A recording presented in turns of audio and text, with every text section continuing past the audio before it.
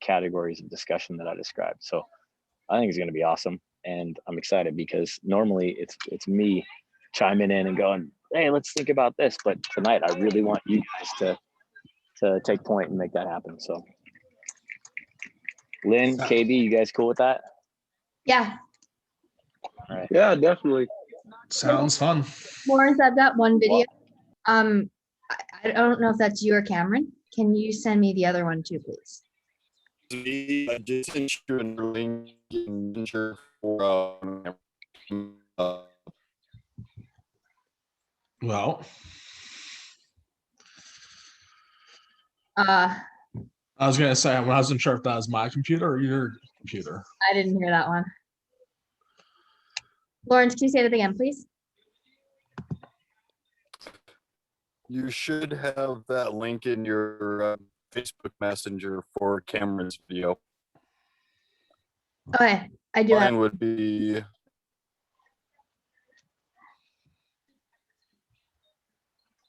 I downloaded all the other things, but there are a lot of them. I didn't have a chance to look at all of them. I looked at like the first like 20.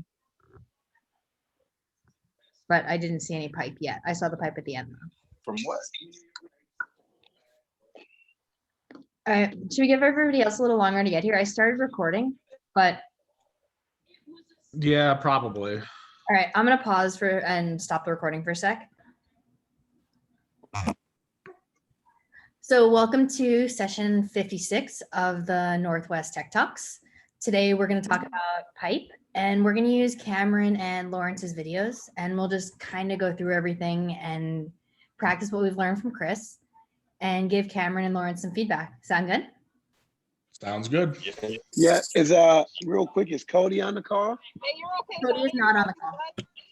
Oh, well, I'm gonna share his good news.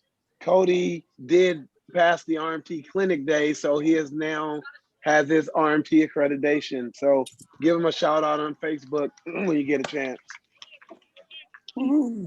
That's awesome to hear. Yeah, Good job, Cody. that's awesome. Yeah, hey, so you guys tonight are going to go through that video piece by piece, right? Line, up tranny, down tranny work, all the pressure control release work, drop in work, all those things, and together work through what you've learned over the past pretty much year of training now, and start to apply. And rather than looking for simple obvious things, start to categorize your analysis and your breakdowns carefully so that you're seeing it piece by piece, and you're able to give refined analysis by throughout this call, and go in depth. And Lawrence specifically asked for the group to analyze this, and of course I'll chime in with feedback that I have, but I'm excited for you guys to practice, and then my goal is to listen, make notes, and give you guys feedback on your feedback on your analysis. So have fun, and I'll be listening. Hey, Lynn, is there any way to slow this down because it's coming in real choppy? It's not playing right now. It's playing in real choppy. Like I see a frame every few seconds. Oh, it's weird. All right, I'm gonna click through frame by frame. Is that any better, Brian? That's a lot better. Cool. I'm just gonna click through like this, and we'll do it 1 or 2 times so we can see what's going on, and then we'll start to break it down. Sound good? Perfect.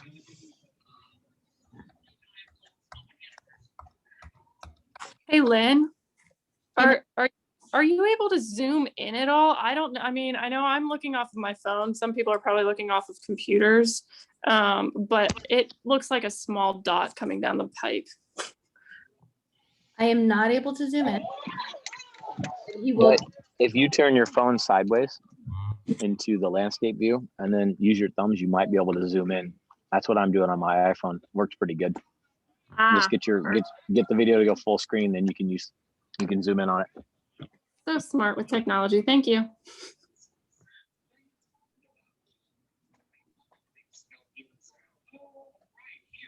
Okay.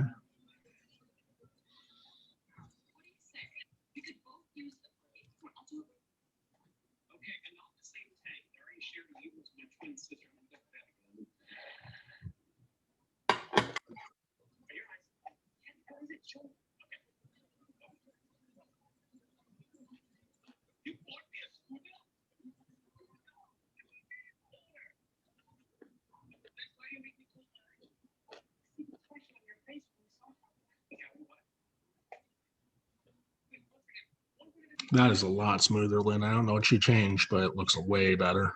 It's magic. Hmm. No, I don't know. I didn't change anything.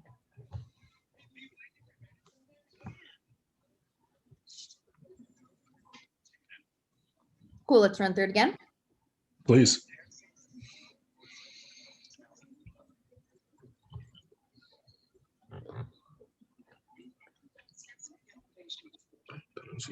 Attack.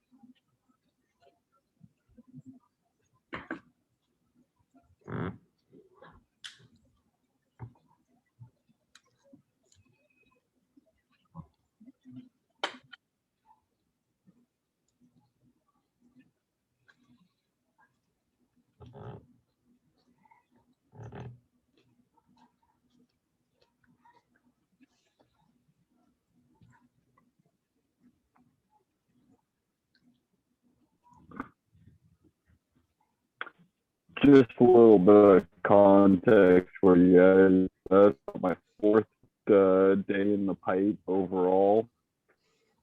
And just working off of what we've talked about in these Zoom calls and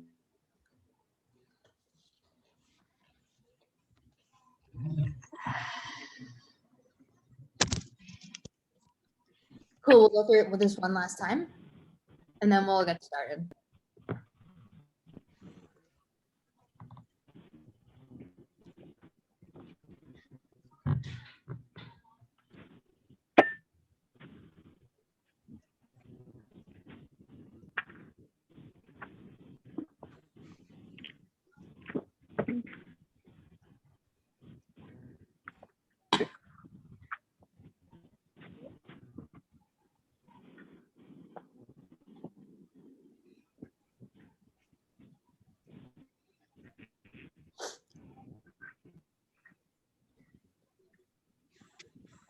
Okay, I've got it.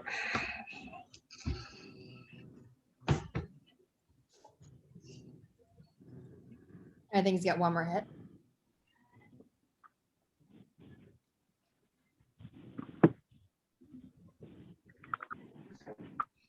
Cool. So I'm gonna stop the video for a sec and we can come back to it.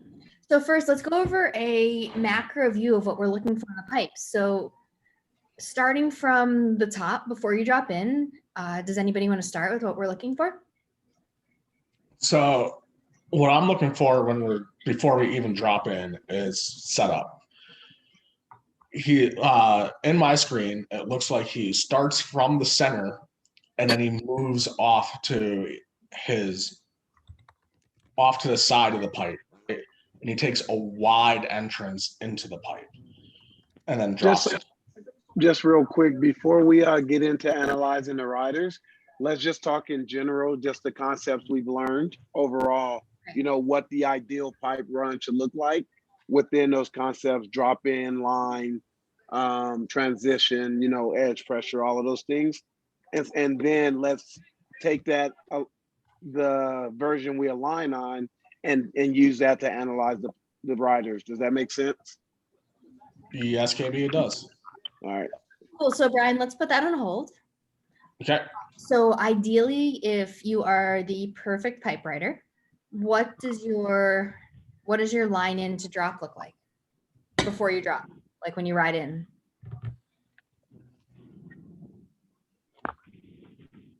Or anybody.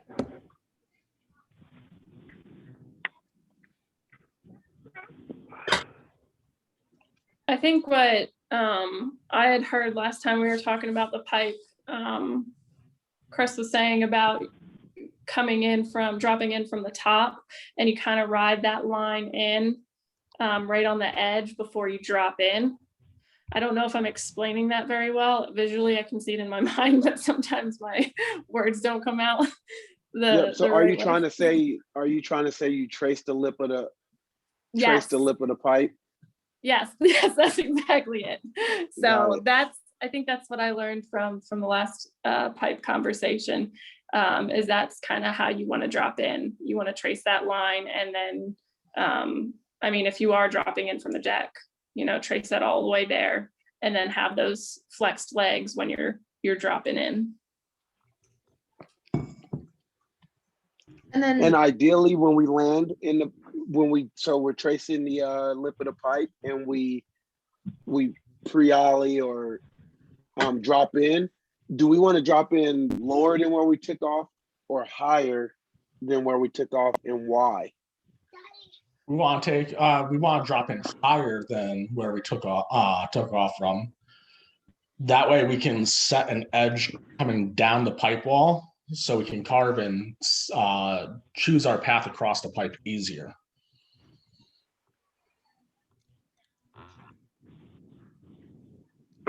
And when you drop in, you're looking to go launch yourself down the pipe, not into or across the pipe.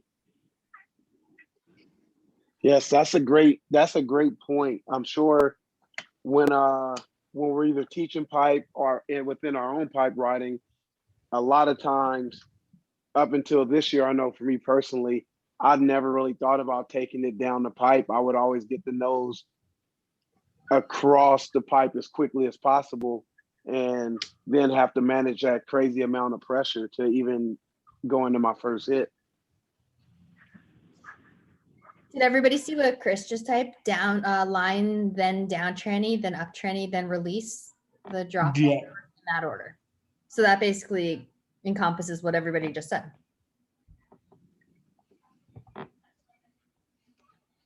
Yeah, I was just making sure I understood that correctly. Does it make sense now, Brian? It does. Cool.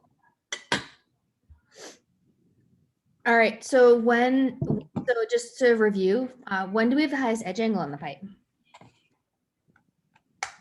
Immediately. Immediately, can you tell me more?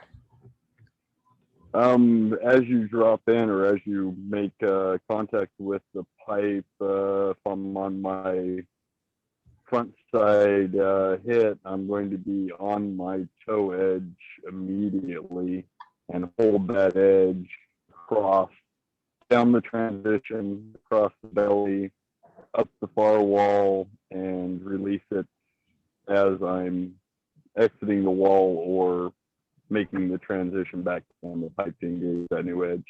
Would you keep the edge angle the same the whole time, or would it be higher at some points and release at others? It does vary somewhat. You'll at the transition, it will be almost flat, and then on landing, it's a mild edge angle, and I want to say you hold that pretty much all the way across. So we might be off there. So we land on our new uphill edge, right? And then we set our line in the down tranny, and that's where our edge angle is the highest, right? Then we go through the flat bottom, and then we release as we go up the up tranny. So our edge is lower through the flat bottom. We're just holding that line. We get to the up tranny.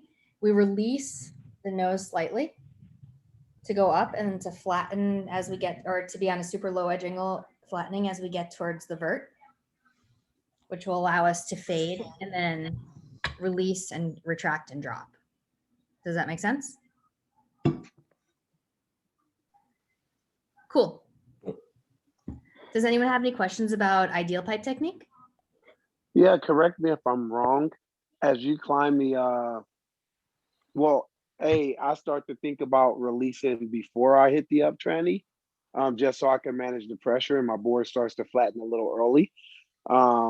But as you climb the wall, it doesn't matter the edge angle so much as long as you're coming off of that edge, meaning releasing pressure or flattening the board, specifically the nose. Is that accurate, Chris? So yeah, so you definitely don't want to have a high edge angle running into the up tranny. That's a common misconception, and it leads to loading. And it augments the line, it straightens the line out as you climb instead of releasing the line down the pipe. So you got a lot of things going on there, but it doesn't mean that you go flat base. So you guys keep talking about flattening. Be careful about what you talk about in the up tranny, and start to change your vocabulary to talk about, you know, edge engagement and pressure versus edge angle, because the edge angle is low, but you don't want to call that flat or give the impression that that the edge is losing contact, right? You want to talk about the edge is actually pressuring immensely in the base of the up tranny. However, because of all that extra pressure, the board can be at a much lower edge angle and still climb on the same edge. So if you're on your heel side edge, you can still keep climbing on your heel side edge through the up tranny and into release. And so that's where that, you know, that pressure discussion, you kind of have to blend the edge angle talk with the pressure talk, because pressure increases but edge angle decreases, and that's how that compensates to hold the line, you know, from a physics perspective. Cool. Thanks, Chris. Should we pull up Cameron's video again and start to look at his writing?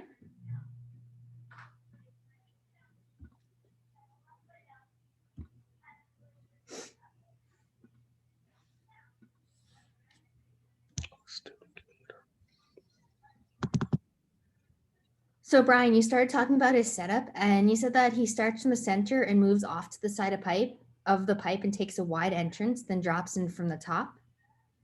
I didn't say he dropped in from the top. I didn't catch exactly where he dropped in from.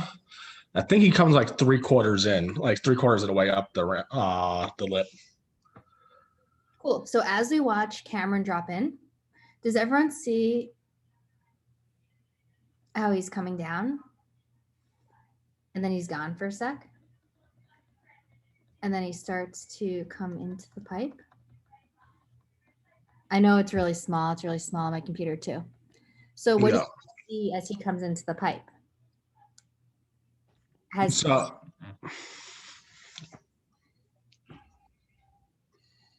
Brian, I'm sorry, I didn't mean to interrupt. No, you're all right. I was about to interrupt you, so I pulled off. So I see him, you know, in this one dot in this one frame. He's coming almost straight across the pipe. And then it looks like he's about to absorb downhill, but it's really hard to tell on my screen. It's, you know, 2-3 pixels. And so right here, assuming that I'm seeing this correctly, and that's a big assumption, it looks like he's riding a really high edge angle across the bottom of the pipe to try to line up where he wants to be. Pretending that's correct, I would be riding a flatter base coming across the bottom of the pipe, so I carry a little bit more momentum, and then start increasing edge pressure as I'm starting to climb the pipe.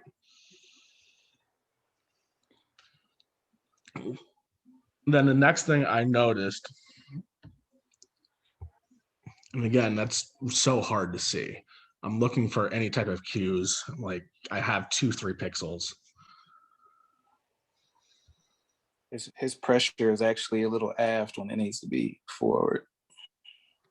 That's even more than I can see. I see just some dots.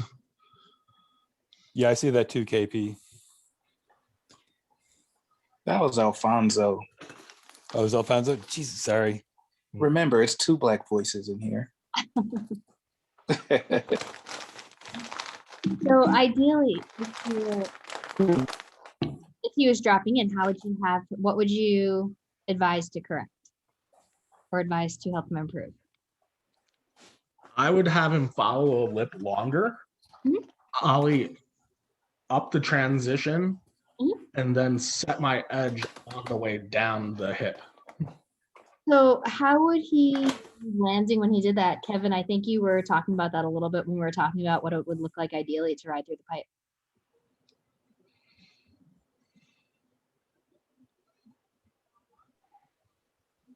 So what are you asking me again? How would you like Cameron to enter the pipe, and where would you like him to land right when he enters? Yeah, so what I would do is I would start him a little lower so he can take a straight run with no turns, even if he only drops in a quarter of the way up the lip, but really working on tracing the lip. And as he enters the pipe, I actually want his nose to be pointed down a pipe and maybe even a touch slightly towards the lip of the pipe. So I know he has the ability to set a edge early. But I definitely want the nose of the pipe to be headed, the nose of the board to be headed down the pipe. Right. So And in this case, he takes that wide turn and he enters in a hard angle across the pipe. And that does a couple of things. The first thing I think about is how much pressure and force he's got to manage now because of that drop, right? It becomes a big drop to the edge. And then he has to fight to set an edge, which is why he has a higher edge angle in the flat bottom, because he's increasing pressure and tilt because of that pressure, the initial pressure that caused him when he dropped in the pipe that way. cool. So does everybody see where he's dropping in the pipe? He's coming in. You can't annotate and click at the same time. One of the many hard lessons you learn doing video analysis on Zoom. Hey, really quick, I'm going to chime in for you guys as you talk about the pipe. Don't talk about uphill and downhill. Talk about up pipe and down pipe, up tranny and down tranny, right? And be really conscious of what you're saying so that you develop a vocabulary that's easier to understand, right? So if you're talking about tipping on the uphill edge, you should be talking about tipping on the up pipe edge. If you were talking about pointing the nose downhill, you should be talking about pointing the nose down pipe, and just get used to that. Or across pipe, right? Down pipe, across pipe, up, up tranny, down tranny, that kind of thing. Really discipline yourself to have a straight vocabulary for pipe analysis. That'll help you guys. So does everyone see how Cameron's coming around like that and kind of dropping in? And that's where he gets that high edge angle that we were talking about. So ideally, if you were to come in, I'm going to change the color. What Kevin was saying, he'd ride parallel to the lip of the pipe. He could still drop in low, come down like this, and then he'd start going down the pipe. Does that make sense? Mm-hmm. I know that's not how it came out, but that's what I was trying to get at. No, I totally got you. That was clear, Brian. So Lynn, I'm going to ask a question of the group, and that is, when you think of his whole run, because you guys have talked a lot about his drop in, I mean a ton, and that's the last thing to talk about on the list that I gave you guys. The line. What is the general impression of his line throughout the whole pipe? Is he taking a steep line through the flat bottom, meaning pointing down pipe, and then edging hard to climb up the wall? Is he running a flat line across the pipe, meaning that he's going too straight, so he's losing speed? Is it perfect? Is it a little off? Where's it at? You guys never discussed the line. The line is your overall impression. So make sure that when you think about the run, rather, in your head, look at the overall impression. And the key is, if he's taking a steep line through the flat bottom, you're gonna see a lot of speed loss and skidding and weird edge stuff happening at the bottoms of the trannies. And that's going to be a challenge. If you're going too slow, it'll be obvious because he's slowing down and he's losing speed from hit to hit. He could also be losing speed from hit to hit because of all that skidding. But line is really important. Seeing that whole line. the way the turns look, you know, on the wall or in the air, the way the edge work looks going up that wall, you know, and down the wall, or rather up the tranny and down the tranny, sorry guys. But get a picture of the whole line and then work your way into up tranny work, down tranny work, because that's the critical stuff, right? Then think about release. Visualize the release. How are they releasing? Because that'll tell you something about how they're working the up tranny. If the release is poppy and sprung, or there's a lot of rotation on the front side, things like this, this will tell you that they're over edging. They're doing all kinds of things. They're in a weird position that's heavily, you know, it's heavily open and countered and creating some Euro kind of connection in the carve, things like that, right? So you can look at that release, then go back and go, okay, let's start from the beginning, drop in, right? And I know it sounds weird to do it that way, but the last thing you're going to see is what's happening in the pipe. So work your way backwards to the drop in, because you work with what's fresh in your mind. It's always helped me to go that way. But at the same, and by the way, the drop in is probably the easiest thing to fix of all those issues. So get it clear in your mind. Line, down tranny, up tranny, right? Release, then go back to drop in and kind of start from the beginning and work your way through again. There you go.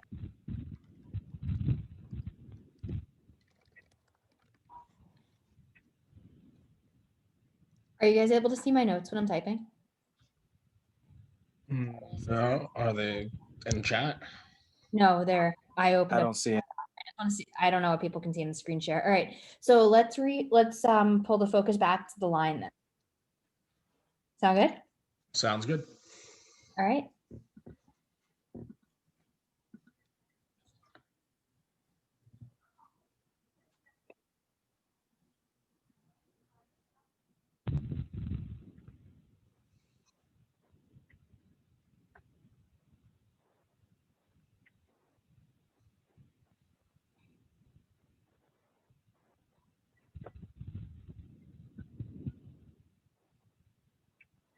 So as I'm playing it through, what are you guys noticing about Cameron's line?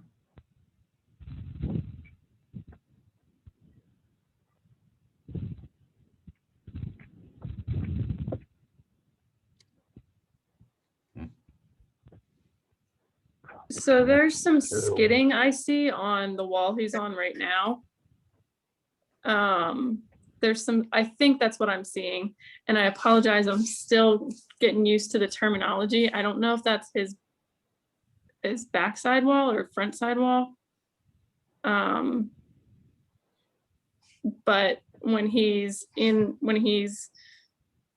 guess coming down the tranny, that's when I see a little bit of that skid. I think I see some snow being sprayed, from what I can tell. And I think that's slowing his speed down. And I'm thinking you're supposed to have a little bit more of an edge angle when you're landing there instead of the skid. So right when he hits his toe side there, you can see some of the snow start to spray out a little bit. And like I said, I'm still getting used to that terminology, but I don't know if that makes any sense, Lynn. So his heel side wall is his back side wall, toe side wall is the front side wall. Thank you. So then it would be that's his backside wall.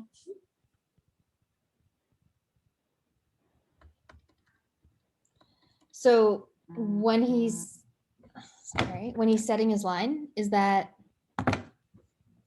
He's coming down right now. His toe side. So would you want to have a higher edge angle or a lower edge angle? A higher edge angle, I think. Correct me if I'm wrong, but. Higher edge angle and down tranny, that's where you set your line. Yeah, and that's where I think he's scrubbing some of his speed there.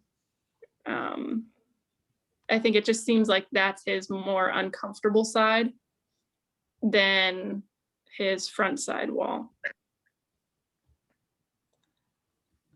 Cool. So Hey, I really like what you're doing there, where you're talking about, you're looking at the line, like the overall impression, right? And did you establish whether or not he's running too steep through the flat bottom, so too far down the pipe, and that's why he's skidding as he hits the up tranny?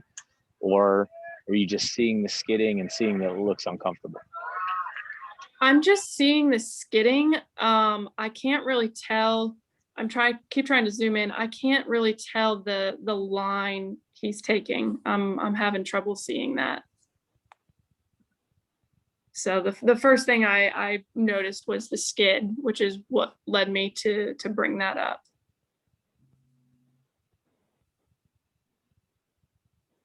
Okay, that's cool. Connect that to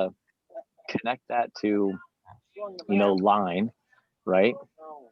And see where you're at.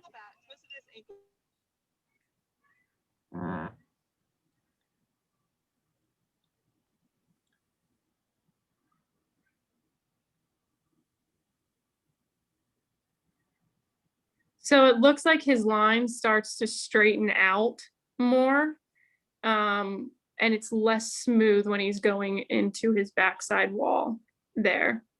The angle looks like it's further down the pipe, his line coming into his front side wall. Then when he's going into his backside wall, it looks like he starts to straighten out, going across the base. Is that what the center's called? I don't know. Flat bottom. Sorry. That's good Flat though. bottom.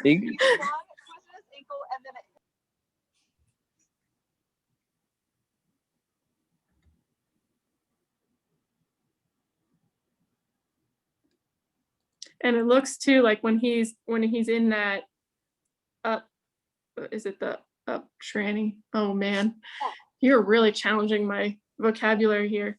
Oh, you're doing awesome. You're doing awesome. Thank you.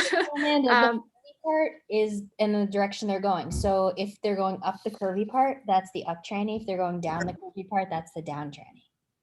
Okay, so right now he's going the up tranny, and it looks like his board, and I'm not sure how much pressure or angle he has or edge angle he has right there in that up tranny. Like you kind of lose it in the video, like you can't really see as much of that angle, and his legs tend to be pretty straight going into that up tranny. Whereas there, when you see him coming in the up tranny on his front side, you can really see that pressure. And maybe it's just the shadow, I'm not sure. But you can really see a lot more of it. Whereas right there is where it looks like he flattens out a little bit too much. Yeah. But like I said, I don't know if that's the shadow or what. But that might be killing some of the speed as well coming into it, and just keeping his legs, you see they're straighter up. When I think when you start going up the wall, is that when you're supposed to start, is it retracting? Is that what I would say, retracting or flexing those legs as you go up the wall? As you up the tranny. So like Kevin was talking about before, as you start to approach the up tranny, you're thinking about extending like through like right before you approach the up tranny. Oh, okay. Okay. And then you want to like push against the pressure going up the wall. That way you can fade and retract and drop when you make your edge change. Okay. All right. So that little arc thing, like a rainbow. Yeah. That rainbow part at the start of it is the fade. And then the retract. And then you sink down and drop and land on your uphill edge up the pipe. Okay. As you're going down. Chris, Gotcha. I said that wrong, please.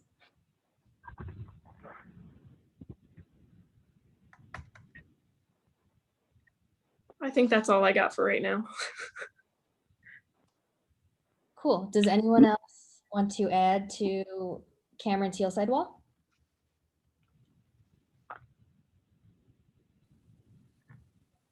Just FYI, this is me, not Cameron. Excuse me? This is me.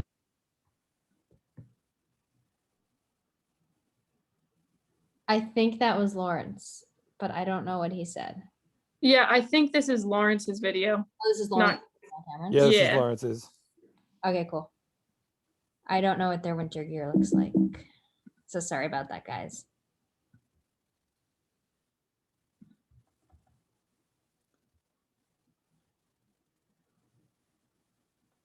Cool. So what do you guys think about the down tranny on his backside wall? Is he setting the line appropriately for his to approach the front side wall?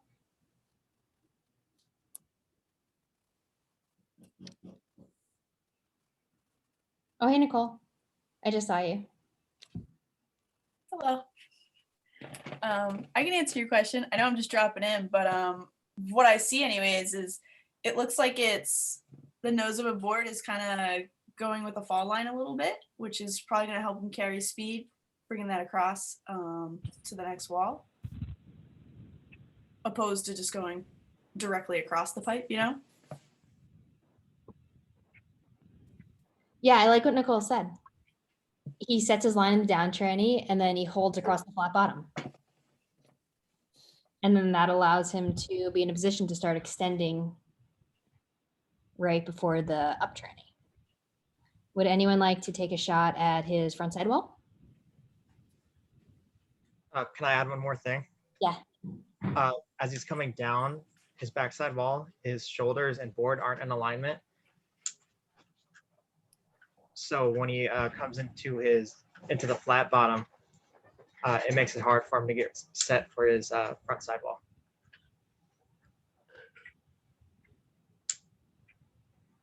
Cool. So Cameron, can you think of a cue that would help him?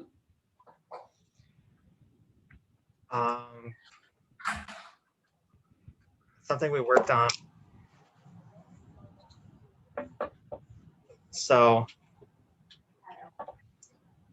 we practiced just dropping in, keeping our board and shoulders in alignment.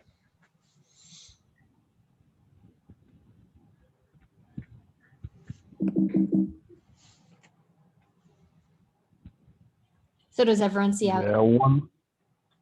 And see what Cameron's talking about? Lawrence. Yeah, one thing we worked on a couple of days later with Chris and the pipe was keeping that chin pinned to the shoulder and letting the shoulder lead so I wasn't quite as open. Cool. And then that would allow you to be more evenly flexed in your ankles and knees, right?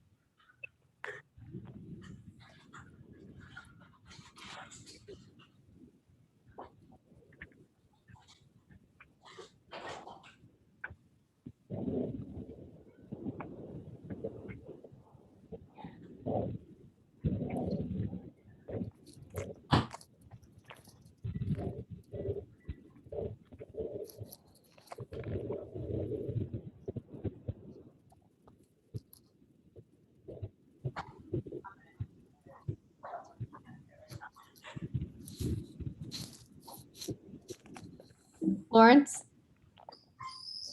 are you there? Yeah. Yep.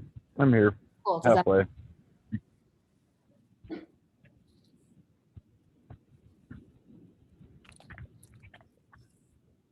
All right. So like Nicole said, Lawrence sets his line in the down tranny and then holds across the flat bottom, right? So then would anyone like to start assessing as he goes up the up tranny, what happens? Sure, I'll give it a shot. Thanks, Brian. So actually right where he's at now, I'd get just a hair smaller so that way I can start extending through the up tranny. Just a hair smaller. Cool. Is there anything else that you might do that would be helpful to allow him to extend better?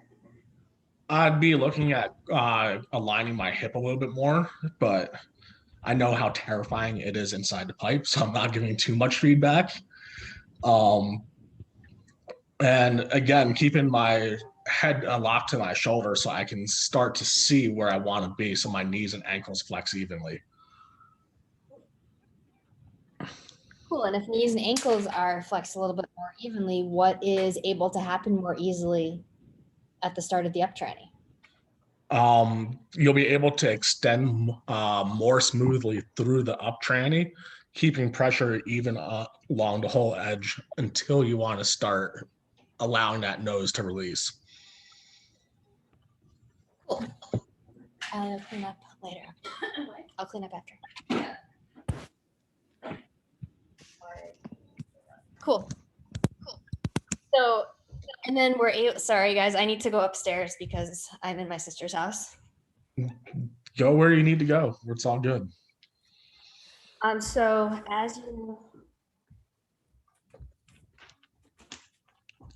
then if you extend as you go up the up tranny, you're able to manage pressure a little better, right? Yep. And then when you want to, you can release that. Like I said, you can start releasing that front, the nose a little bit to allow yourself to come back down the tranny. Okay. Great. So let's watch what Lawrence. I think this is, he's gonna on.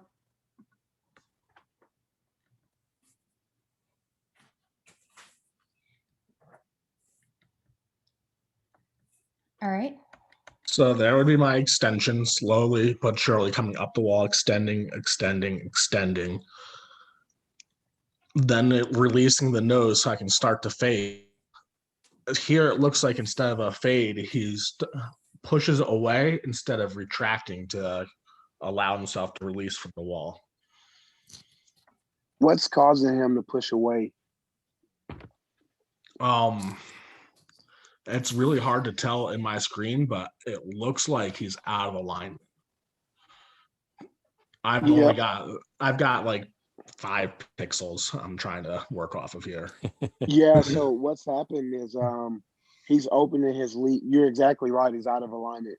He's opening his lead shoulder early, which puts him more in that Euro carve position where he's starting to load pressure to the tail. And as he releases, the only thing he can do is extend and pop versus that retract where you pull your legs off the wall.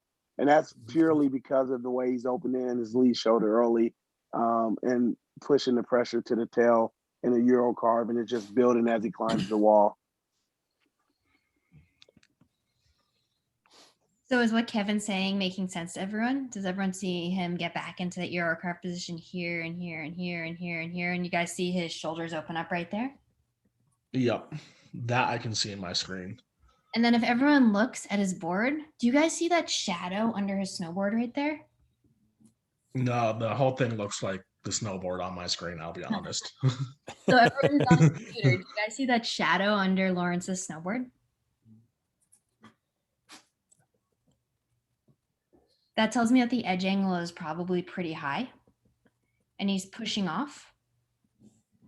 And then he's kind of like pushing away from the wall as he pushes off. And then as he lands, what edge is he landing on? Hillside. What'd you say, Alfonso? Hillside. He's meant to land on his heel side edge, but is he landing on his heel side edge? Let's see if we can get a closer hit so everybody can see a little bit better. He should be on his hillside. But I see that he's trying not to go as fast as he should because in the transition part, he's not getting as low as he could to get the pump.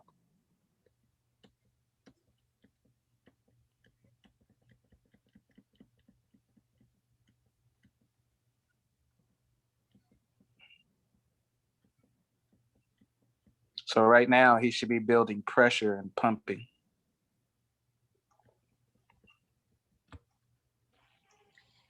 Can you explain what he's meant to be doing with his knees and ankles right there? He should be building pressure right now. So he would build pressure by getting lower and flexing his knees and ankles. So he should be dorsal flexing his ankles and flexing his knees. So let's go back to right over here. So does everyone see him land? Does everyone see his upper body rocking forward slightly? Yeah, he lands on his heels and he rolls to his toes. Then he gets back to his heels at the bottom of the down tranny. Right, and he's spending that time organizing his edge. So it's pretty tough to have a high edge angle when you're kind of like moving around and trying to get your edge, right? Yep. Oh yeah, because look at that front leg's straighter than the back. There's no bend to that knee. There it starts to bend now. Yeah, he's trying to slow down his speed by not getting into the right position. So he's getting into the right position. Like where would you say he's in the position he wants to be? Soon as he gets contact with the wall, he should be getting into position to build pressure right away with no hesitation. So And by doing that, it would seem like you're going faster, but actually you'll have more control because your edge will be engaged right away, which will give you more control. Cool. Why will it give you more control? What about the edge will be able to give you control or allow you to set your line? Well, the pressure is what gives you more edge control without really having a high edge control. It's the pressure that allows you to have that control over the edge without having it too high. By having what too high? The angle of your edge. In the down tranny? Yes. Cool. So do we want a lower or high edge angle in the down tranny? We want more pressure than angle. Can you tell me more, please? With more pressure, you don't need the high angle. I don't know how to explain it. But with more pressure, you don't need the high angle because you're building a pressure to still have that connection and grip, and you're building momentum going forward with the pressure and the pump. Yeah, but are you building that pressure? Are you meant to build that pressure that you're talking about as you go up the wall or come down the wall? Both. So and you have to, I think you have to try to stay. You have to catch up with your board, so the angle of your mass and where you're placing it needs to be more forward than aft, so you can catch up with your board. Because your board with the gravity is trying to get away from you, so you have to catch up with your board with your correct body angle. Okay, so in the down tranny, as we build that pressure, what are we trying to actually accomplish in the down tranny? So as we go down the wall, what are we trying to accomplish there? Uh-oh, your voice went. Can you hear me?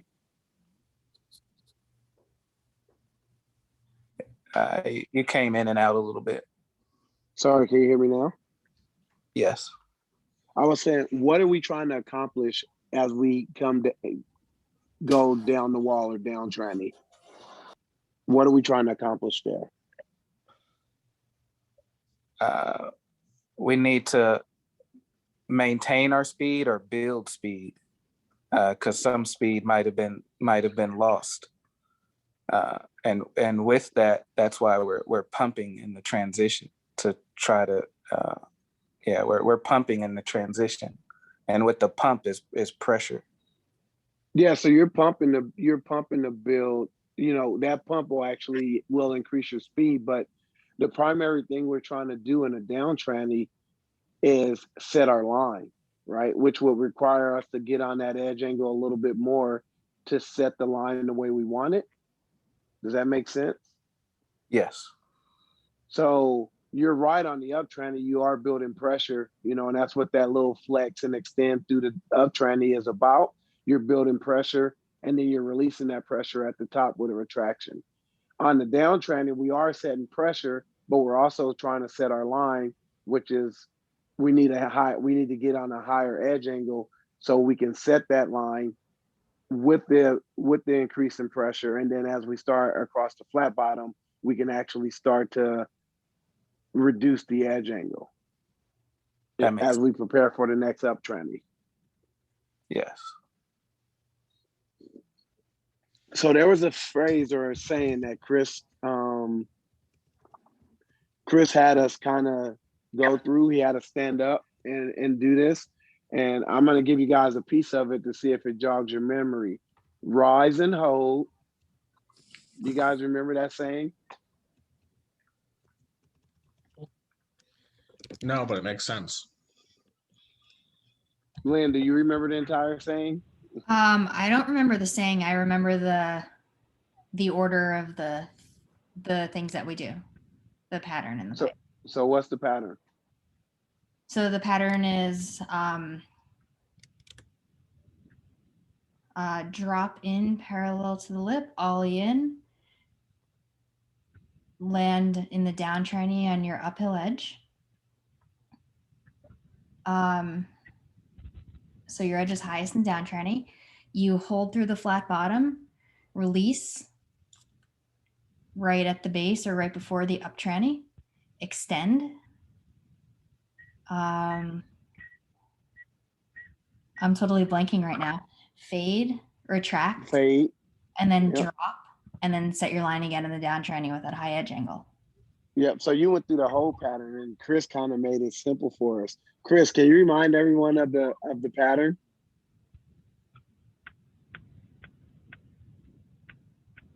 I think he logged out and never came back in.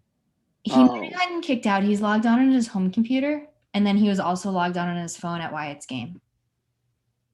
But I'm guessing he might. I'm confused about time zones right now, but I'm guessing he might be driving home from the game now.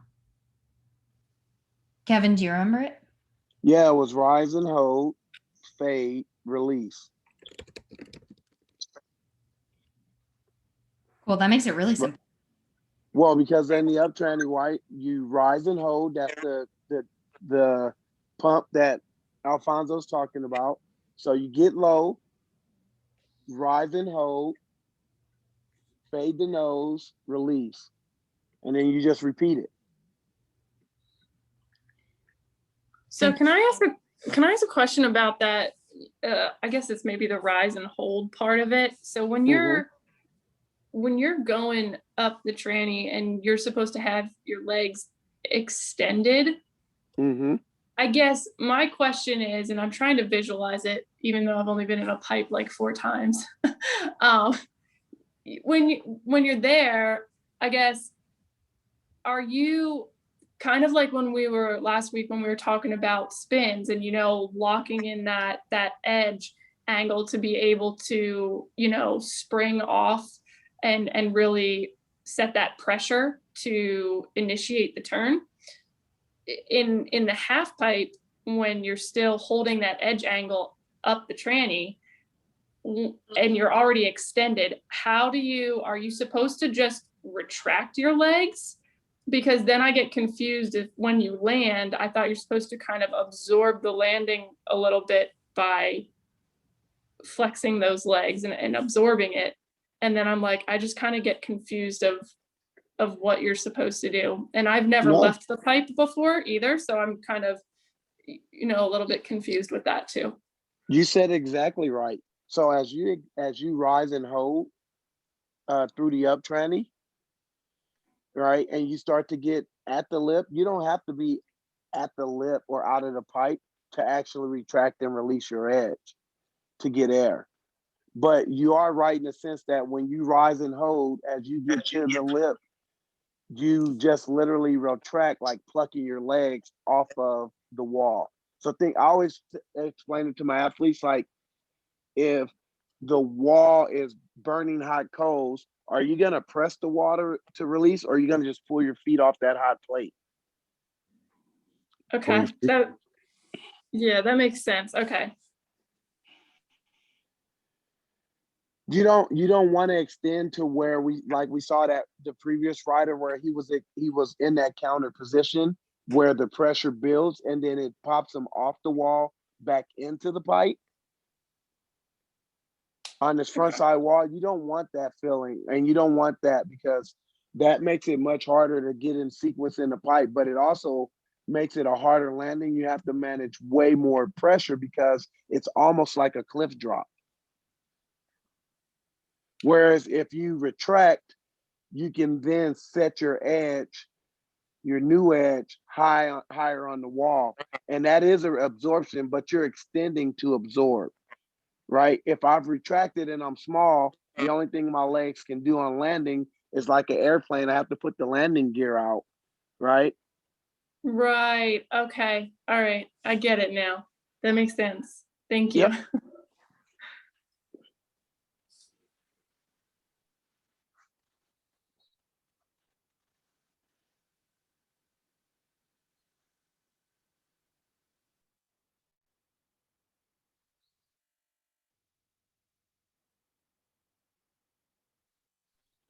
So we've talked about the line, the overall impression. We've talked about his up tranny, down tranny work.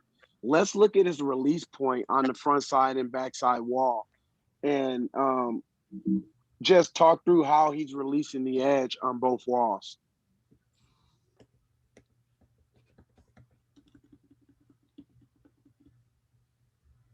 Just to go back real quick, KB, when you were saying extend and hold, it sounded like you were saying that on the up tranny as opposed to on the down tranny. That's what So, I yeah. was thinking you do the extension and hold. Where are you saying do that extension and hold on the down tranny? Yeah. Yeah, so that's an interesting concept, right? And most people do think about when I need to build pressure or edge, I should be extending to build that pressure, right? But we can also down weight, meaning I can flex towards the board, taking my center mass towards the board where it loads an immense amount of pressure. That's called down weighting. So think about it. If I land on my new edge and I'm extended, what's my movement options that's left for me? Retraction. It's really to start flexing, right, into that new edge to load that pressure, and then you can get that extension through the down tranny. Does that make sense? That makes sense. But if I'm Thanks already for clarifying. extended at down, if I'm already extended at down tranny, I can't extend through and build the pressure, which would build speed and all that and help set my line. And so, yeah, it's just a down weighting concept that for whatever reason, we've kind of lost sight of here in the States, because we talk a lot about up on weight, down on weight, but there is also up weighting and down weighting pressure where you can add pressure to your board.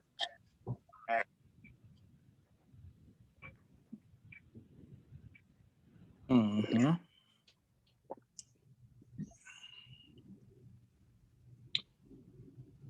So back to my release on this one, it looks like it extended late and popped out of it. So that's where I actually got that pop and the open shoulders into the Euro carve instead of being extended and then plucking the board off the wall. I actually popped the board off the wall, which puts me low in the transition. Yeah. So like right now, your weight is aft when it needs to be more forward right now. Mm-hmm. So right now you're going to be fighting for control and edge control. So in this position, does he have edge control? No, hell no. Why not? Why do you think that? It's more the front of your board that's going to help engage the rest of the board with the edge control.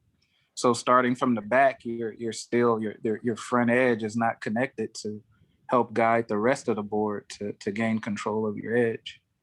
So it's lost. You're struggling to gain it. So have you ever done a toe side Euro carve? All the time. Yeah. Do you have more control in that position on your edge? And do you get more edge lock and all of that when you're in that Euro carve position? Yeah. Just when you're out on doing like groomers? Is that for me? Yeah. Just recall when you've done toe side Euro carves, is your edge completely locked in and you have like a immense amount of pressure built on it? Yes. But where is the pressure primarily on the board? Is it fore or aft? It's gonna be more fore because I'm about to spray the heck out of some snow. Yeah, so on a Euro carve, you're actually, if you stand up and just open your lead shoulder, your lead, you'll feel your lead leg extend and your back leg get flex more. So you're actually slightly more aft because of that open position, which gives you a little bit more pressure to the tail, but it also allows you to lock the edge in and set a higher edging. The challenge in the pipe is in that same position, we don't want that high of an edge angle as we climb the wall. Right? You should be starting to release your edge angle a little bit versus increase it. And that Euro carve position makes us increase the edge angle as we climb the wall. And then it loads the tail, which gives him that pop at the release point. Does that make sense? Yeah. I guess.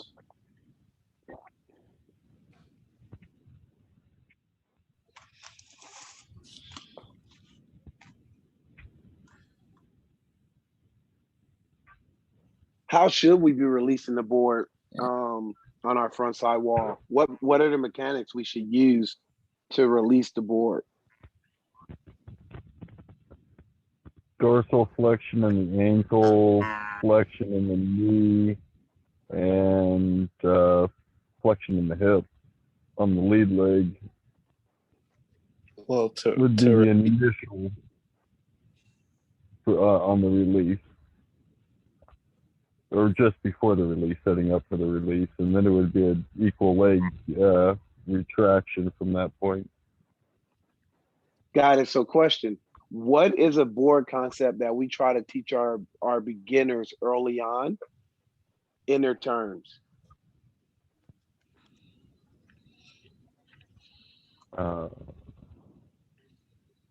Pressure management through weight distribution. Just what we use to start the turn. A lot of people teach this concept.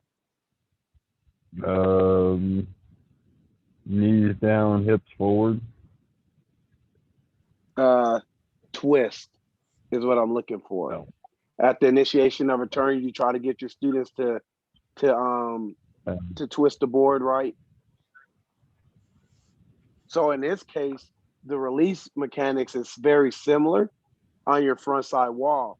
If you would just literally, I had to learn this through Ryan with Chris, if you literally drop the heel of your lead foot, you'll get that kind of twist reaction out of the board, almost like a reverse carve where your downhill edge is touching briefly. And that's all you actually need to release the pipe, to release the front side wall.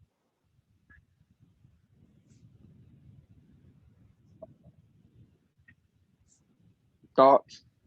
Katie, can you say that just one more time? Just so I can. So as you rise and hold, yep. And then you fade the nose. What happens when you fade the nose, the mechanics on your front side wall is all you're actually doing is dropping your lead heel, like thinking about dropping your lead heel to start a new turn, like twist. That will slightly fade the nose. It almost looks like a reverse carve where the downhill edge of your downhill edge touches the snow. as you release. If you go watch the high end, like the pipe riders on YouTube and stuff, the pros, you'll see that action. All you need to do is fade the nose by dropping the lead hill. And this is for your the release on your front side wall. Now, with that question, I don't need to actively retract it. It should just be if I push down with my lead heel, the board fades down the pipe. And I mean that literally going down pipe, and then the board will start moving into down tranny after that. Correct me Yes, if I'm but wrong? it would, but in terms of sequence and mechanics, you still want to retract your legs, right? To get that kind of the apex of the turn where you want it. Okay, so it is an active retraction. I wasn't sure if I was understanding you correctly or not. Yes, it is an active retraction where you literally pluck your legs off the wall. Okay. Yep. Yeah, it sounds like you're more in just the setup of it just before the release, the initial leg movement to get the twist in the board before the two-leg retraction.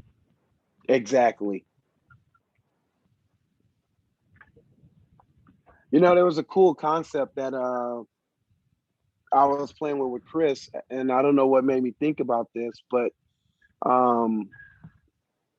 just think about when you're turning out on snow, when you're just making normal turns, right? Do you actually pick the points in your turn where you're going to turn or where you're going to transition to the new turn?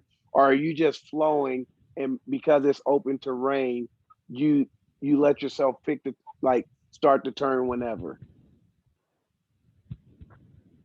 No, I'm picking and choosing where I'm. So you're actually setting a point, like, I'm going to turn there, right? Yes. So think about that in terms of the sequence in the pipe. If I'm just landing on my new edge, where should I take my vision? Should it be over to the new wall, to the new lip, the flat bottom? Where are you taking your vision? Always scan ahead. How far ahead? Oh, at least 20 feet. Yeah, 20 So, feet. Cool. So the reason I brought this up and made this comparison, because in your turn, you're not looking 20 feet ahead, are you? You like at the control phase, I'm looking at the finish phase, at the finish phase or near finish phase, I'm looking at the initiation of a new turn, right? Yeah. So why would I take my vision to the new wall or 20 feet over when I still have to deal with the down tranny first? Right? Does that make sense?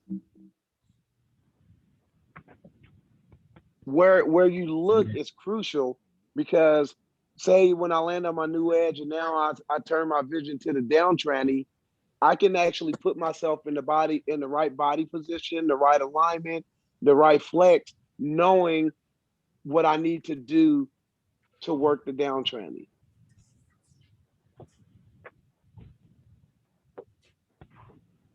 So even though you're flowing in the pipe, it still comes back to just a very good blend of sequential movements and sequential steps like the ATML.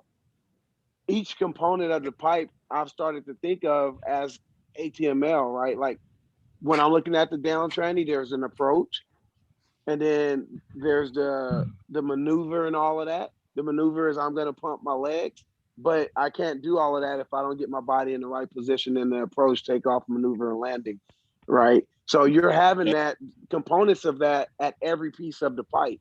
You can break it down that way, so you work on each individual piece a little bit better.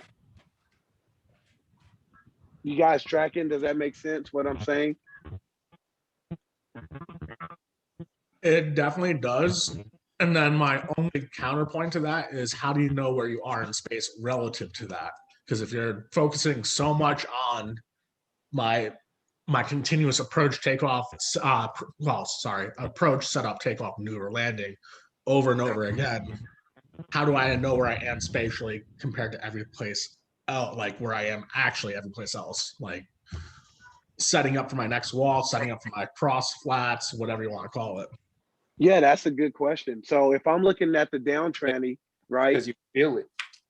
Yeah, exactly. It's part feel, but also if I'm looking at the down tranny, I've been in a pipe enough to know, where does that tell you you are in the pipe? Are you high on the wall? Are you low on the wall? Are you getting ready to hit the flat bottom? What does that tell You're you? high on the wall. You're high on the wall looking just after transition. So you know exactly where you are in the pipe, right? Just by looking at the down tranny, I can tell you I'm either I've just landed or I'm getting ready to actually hit the down tranny. So I know exactly where I am in the pipe because of that. If you closed your eye, oh, I am unmuted. If you closed your eyes, you could still feel the pipe. Yes. Mm. And if you guys recall, a lot of Chris's preachings have been about what? Feeling sensation. Getting hungry for feelings, getting hungry for sensations and feeling it. Don't go in and just ride the pipe. Actually feel where you're at in the pipe. Feel the line you're putting down. Feel the walls. Feel it so you know what it feels like, and you'll know what it feels like when it feels good, when it doesn't feel good, when you're doing it right, when you're doing it less efficient, and you'll be able to make those corrections real time just by the feel. I think a lot of times we get in the pipe and we just ride it.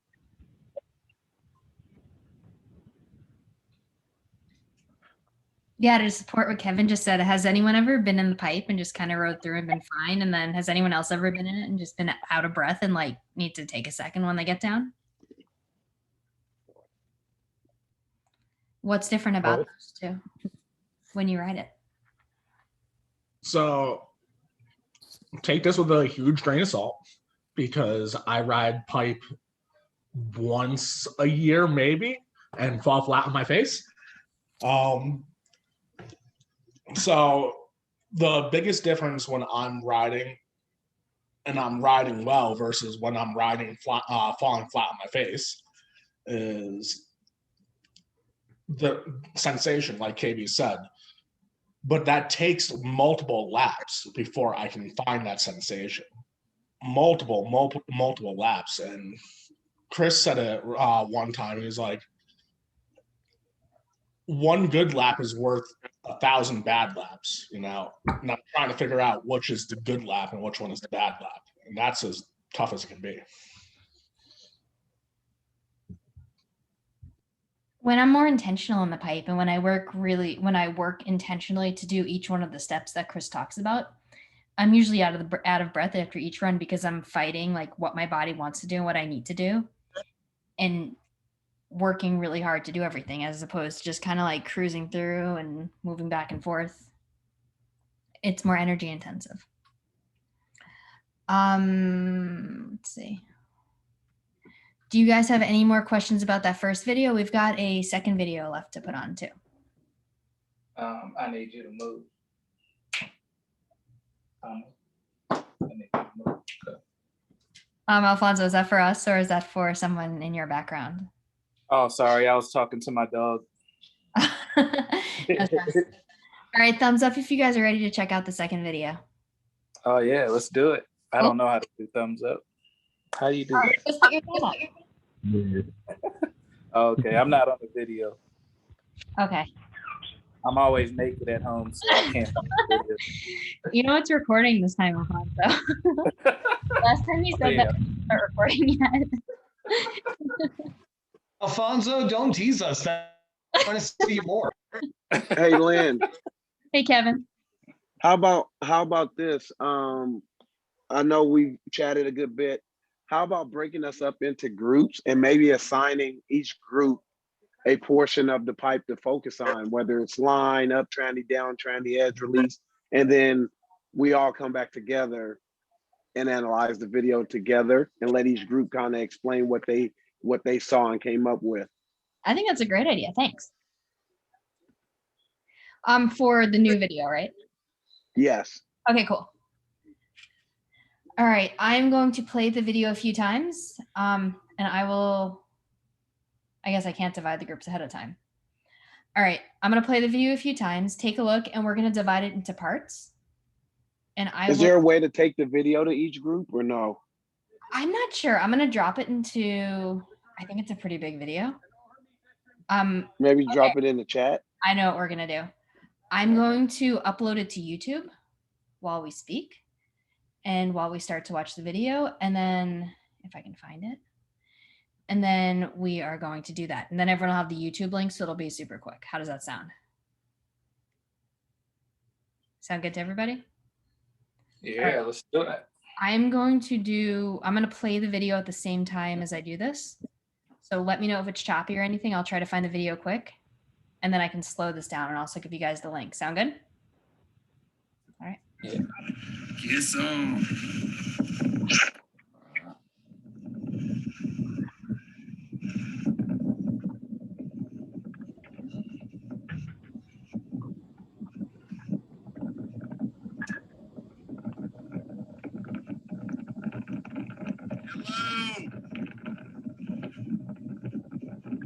Get tall.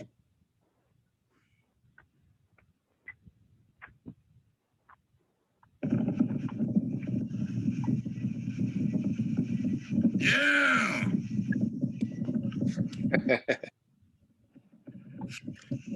Yeah.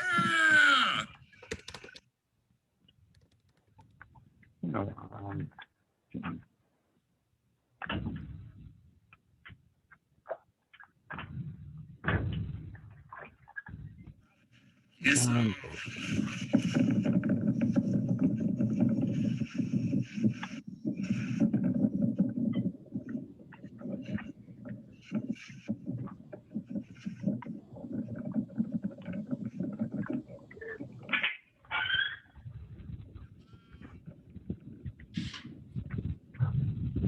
Get tall. Yeah.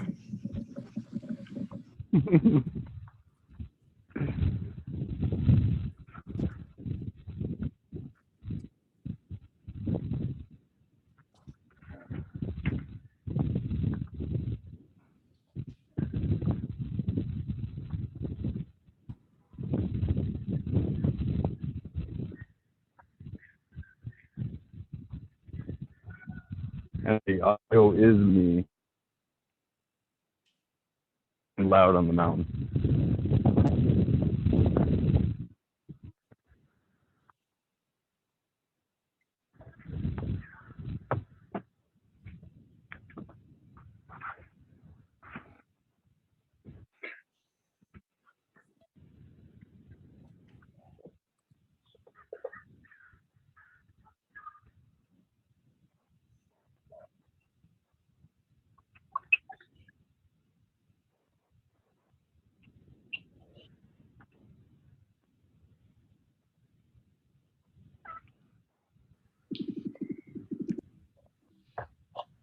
All right. Did everybody get the link in the chat?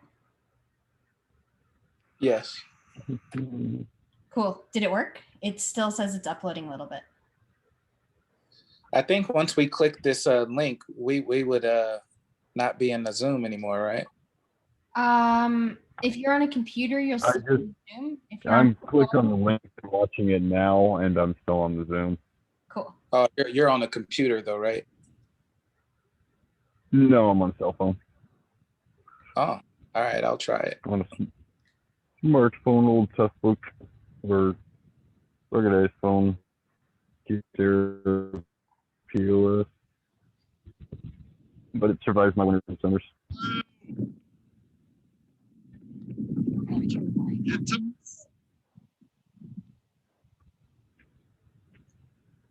All right, so there are 15 of us. I'm going to create some breakout rooms because, Kevin, that was an awesome suggestion. And let's see. We're going to do... Oh, wow. I'm able to watch YouTube and be on a Zoom call. We're going to do group 1 is going to be line. Group 2 is going to be down tranny. Group 3 is going to be up tranny. And I should write this down because I'm going to forget. So 1 is line, 2 is down tranny, 3 is up tranny, Group 4 is going to be, Kevin, I can't remember the ones you mentioned. Do you want to mention them again? Transition. Okay. So it's going to be front side transition and back side transition. Ooh. And I will post that in the chat so you guys can see. And then I'll divide out the groups.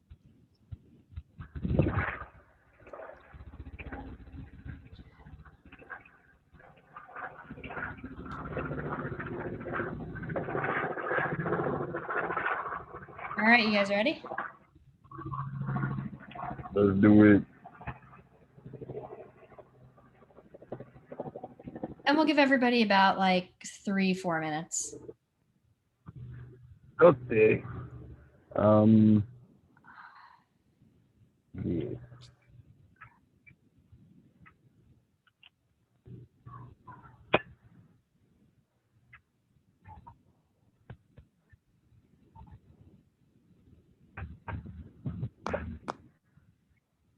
right.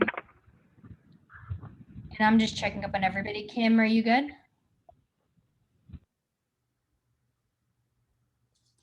Kim, Alfonso, Cumpy, do you guys need help with anything? Or are you guys good? So Kim, you good or you need help?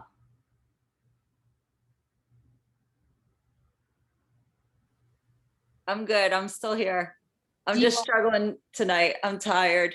No, you're totally good. Do you need any help getting to a breakout room? Or are you good? Oh, no, I'm good. I Okay. think I closed it. I think I closed it, Lynn. Let me see if I can send you again. Okay. Sounds good. Hold on.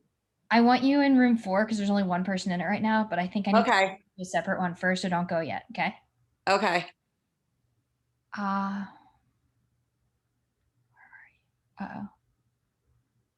Can you go to the one I just clicked you to accidentally? Yep, sure. I'll go. Okay. All righty.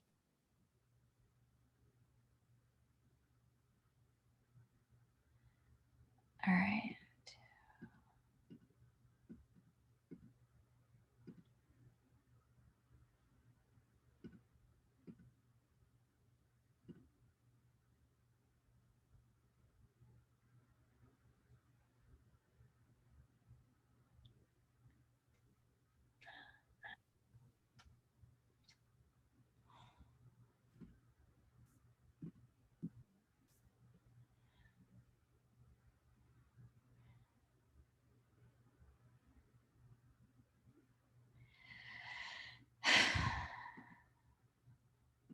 Oh, but you know what? Bachelor had a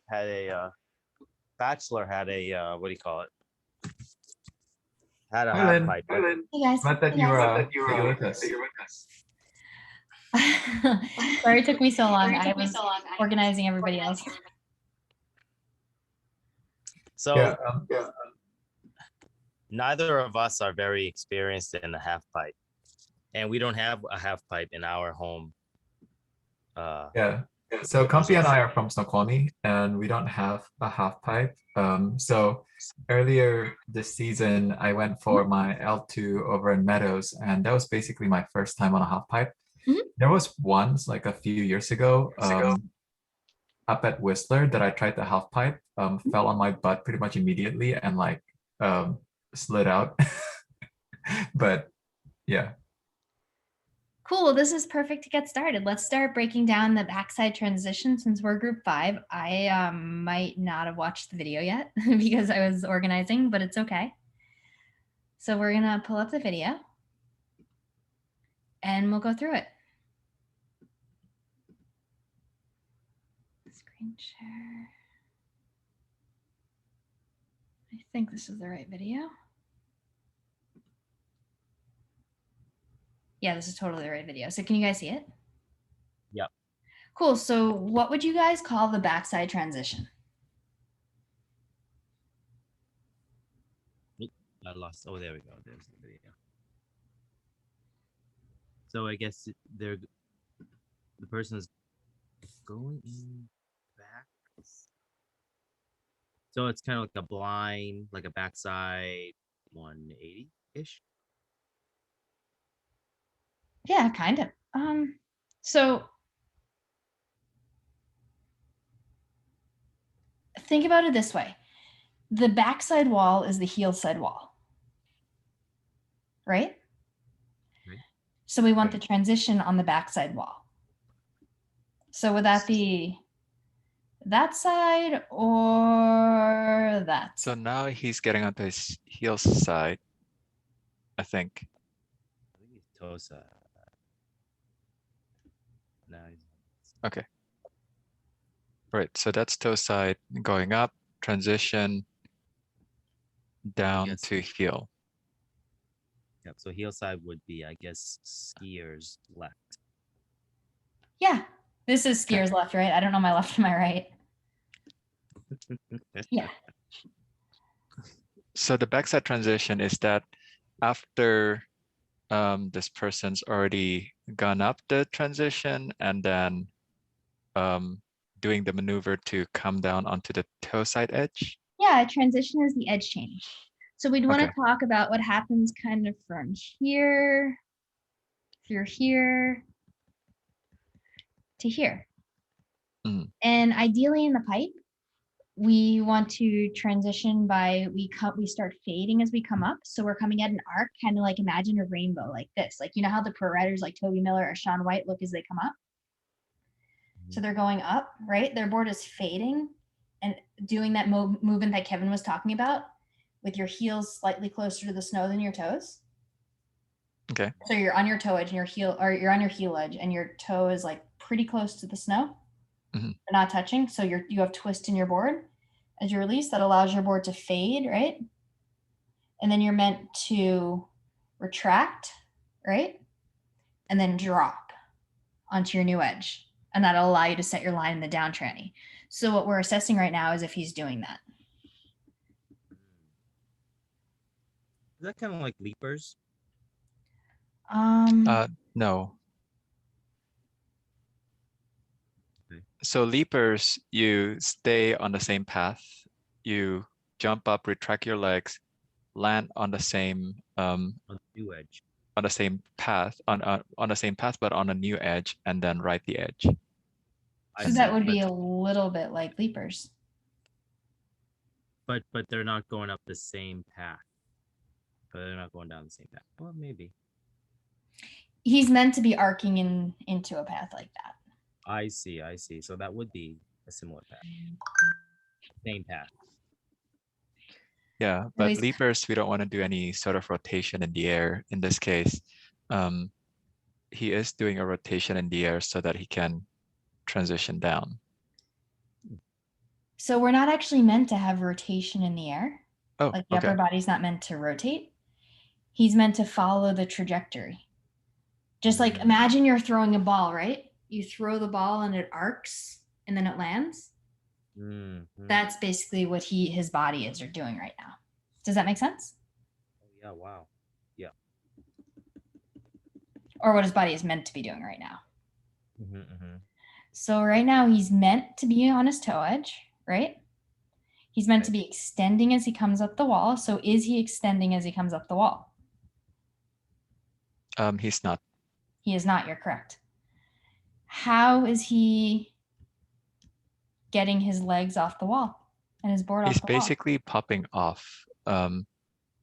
So you can see the head rising, the legs extending, and then finally the legs are retracting in the air. He's kind of jumping off the wall, right? Would you agree with that? Mm-hmm.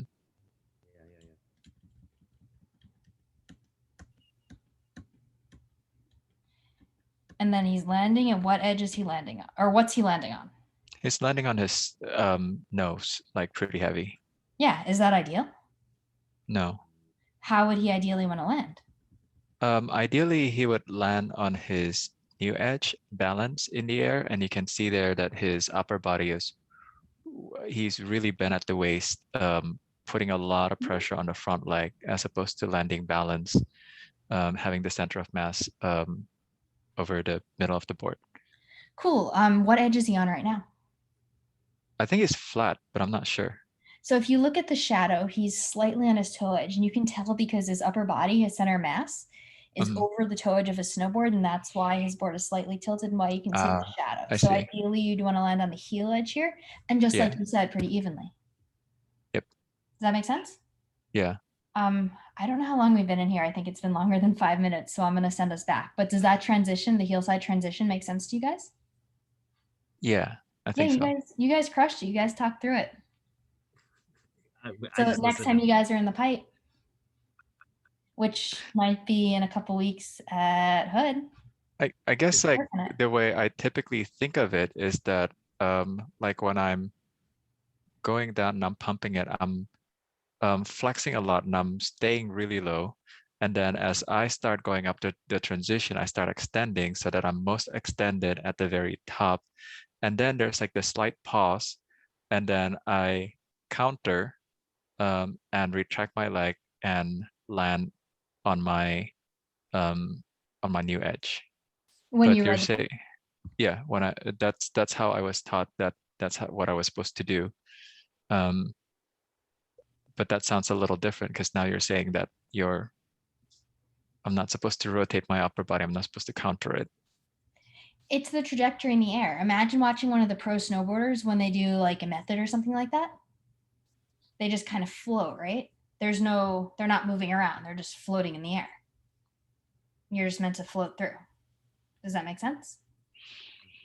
I'm not sure. I can't really picture it, but that's okay. I mean, we can go back to the group, and that's part of the reason why I'm listening to these sessions, because otherwise I just don't have any exposure to these kinds of discussions and analysis at all, because we don't have a pipe.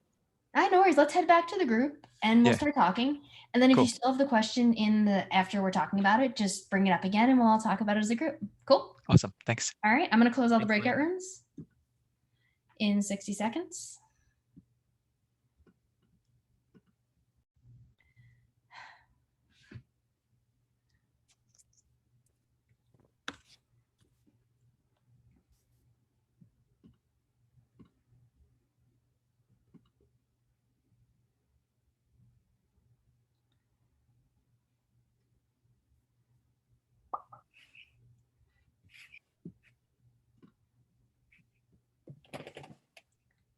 Cool. Welcome back, guys. We'll just wait for everybody else to get here and then we'll get started.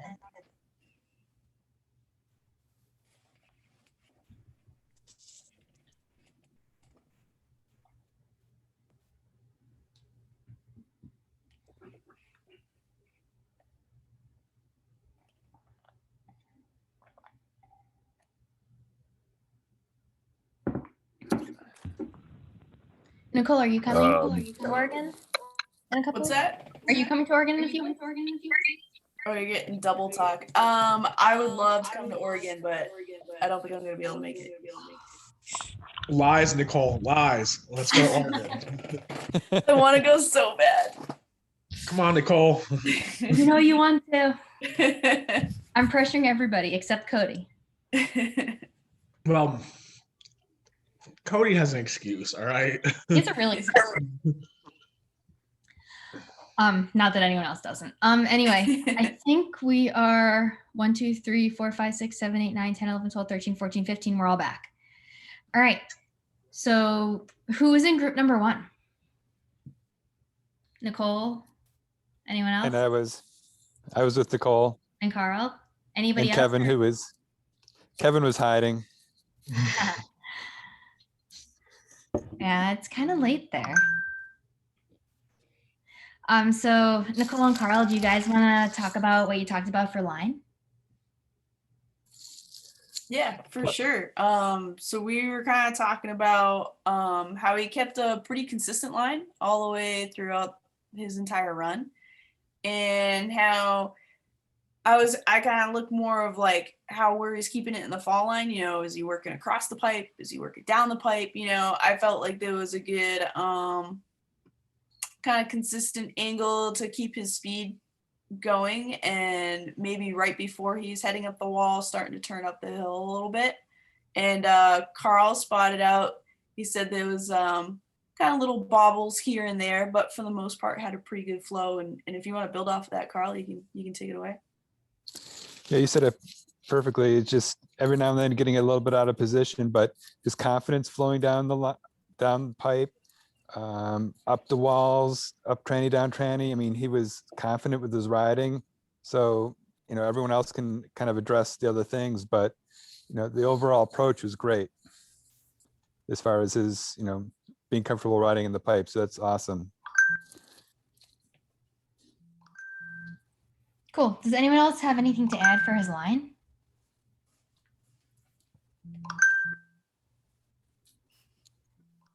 Sorry, apparently I need to figure out how to turn my text off on my computer. Because I'm guessing you guys can hear all those beeps. All right, let's move on to the next one, which is group 2, down tranny. What did you guys notice in the down tranny? So we had Cameron in the group, which is kind of a cheat. The biggest thing that we noticed was the issues coming into the down tranny were caused in the steps before that. So as he's coming across, he's going to start opening up his shoulders in the up tranny just a little bit, and it's going to exasperate what happens in the down tranny when he starts to get out of balance. He's going to start opening, Euro carve. Then he has to pop by pushing instead of releasing. So there's the extension movement right there. Now he's going to go real nose heavy because he did that massive pop. Amazingly, Cameron has some really awesome balance skills and is able to recover this. So kudos on Cameron. Cameron can ride just from that for a moment right there. And that's what's going to, that's where a lot of his issues are coming from. He opens up in the up tranny, and then when he has to pop, he has to push off instead of release to allow to fade. Hey, you start covering our side. You're supposed to cover down tranny. We did cover down tranny. But the down tranny comes from the up tranny. Cool. So what would you like to see happening in the down tranny, Brian? I'd like to see more alignment happening. But I'll let Chris take over. Well, Chris isn't in this one. I can't even say that. Chris was coaching him the next day, so a lot of things that they were talking about were fixed then. But a lot more alignment happening. That way he can flex his knees and ankles more evenly as he's landing. Yeah, Lynn, and if you go back to that first turn, if you notice with what he was trying to do on his alignment, where he looked like he was hoping to land on the wall, his board is in alignment with that, but because he popped off the wall, he's so low into the transition that now his tail is off the ground by the time his nose makes contact with the snow. So the next turn. Right here? Yeah. Pick up the down tranny. Watch this. It's amazing, actually. Right there. Did you see that? The amount of absorption that happened in there was, God, I would have gotten chucked and thrown over personally. So ideally in a down tranny, we want that high edge angle so we can set our line, and we want to be aligned so we can allow ourselves to have that high edge angle, right? Yep. Cool. Should we move on to up tranny? He kind of covered it, everything that I was going to say. Yeah, he kind of covered it, the up tranny. So No. You guys got something.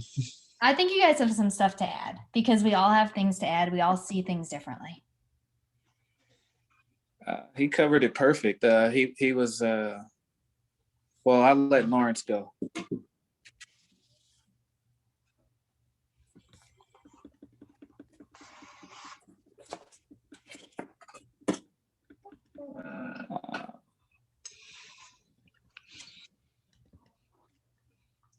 Lawrence, you still there? Sorry, I was on mute. Am I back now? Yeah, you're back. Okay. Yeah, he definitely covered it well. He a lot of his issues on the up tranny were in the setup on the down tranny and flat bottom. His board was pointing where, like I said, where he wanted it to go. The one thing I did notice is he sank into the pressure of that up tranny.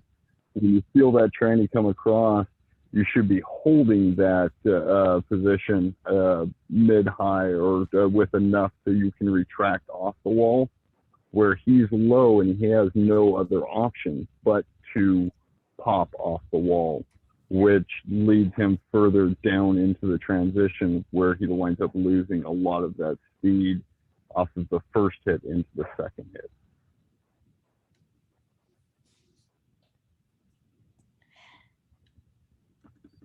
So he's kind of holding on the flop. Sorry. Yeah, right there, as you see, there's kind of that dark line in the snow. You'll see as he come across that line, those forces will build and he will actually sink down into that instead of holding there or actually extending a little bit into it to manage those pressures and to keep himself in a body position where he can actually retract off that wall to make the transition instead of popping off the wall, extending the pop. Is there any part of his body that he's specifically absorbing into more than any other part? It looks like a lot of hips and knees. I don't see a lot of ankle flexion to control that board angle. It looks like he's controlling it more with a lot of hips and a little bit of knees. He has the pressure there, but he's not releasing that pressure, and he's more using that pressure instead of releasing the pressure. He's adding more pressure. At a higher speed, he would wipe out. Just at his speed that he's going, he's able to control it with balance. At a higher speed, though, he would have wiped out. So, Lynn, can I ask these guys a question real quick? Of course. So when he is going through the transition into the up tranny, are you guys noticing any kind of extension in his legs? I'm not seeing the extension that should be there to be able to retract once he hits the top of the tranny. Correct. I might actually be seeing a little bit, not of retraction, but of flexion in the knees and the hips, absorbing that. What I am seeing is a slight extension of his lead leg and a flex of his rear leg, and he's allowing his weight to go aft on the board. Right, and that's the absorption that I think Alfonso was talking about, right? Where that pressure was building. Or where he was absorbing pressure. Well, right I here. missed you guys. So, no, seriously, I mean, I haven't been here forever and a day, but nobody's talking about the upper and body separation. I think the reason you're all hitting on that is that, you know, he's bent over going in there. To me, I mean, I can't see the camera real clear, but it looks like he's breaking at the waist and leaning over into it, which is why he's causing all sorts of problems downstairs. You know, upstairs is not in control, so downstairs is a little bit screwy. Look at the shoulders. The shoulders to me look way over the knees as he's going up on the transition up the pipe. So any beginner that's dropped their shoulders over and breaking at the waist, right there. Look at that, right there. He broke, and that's why he's now in a problem to kind of like get upright and throw that fucker around and then come back down the other way. You know, if he was a little more neutral and stacked going up the pipe, that would take the pressure off and run the board flatter. You know, as soon as you put all that weight and you drop the shoulders over your kneecaps, you're forcing yourself to put pressure on an edge. So if you can run it up and keep that board a little flatter, especially as you get higher up transition there, it's just going to unweight, and then you can drop. And I don't mean spring off, just drop the weight, unweight the board, and then start to release. There's no build up in the shoulders. You know, you could wind the shoulders up and drop around, but it's just interesting to see the ass out and the shoulders dropping over. You can analyze the board and everything, but to me, there's a lot of weight going over the knees, going up the wall. And then we're in recovery mode. If you can go in and you can keep that board flat and you're stacked, you can send it up there, twist the shoulders, unweight the board, and she'll start to drop back down the other side. Hey, Martin, which group were you in? So I cheated a little bit because I don't know which group I was in and I didn't see the video. But if Chris was online, I would say, I wonder how they were feeling as they were going up the pipe, because I'm not quite sure where their emotions were as they were going into it.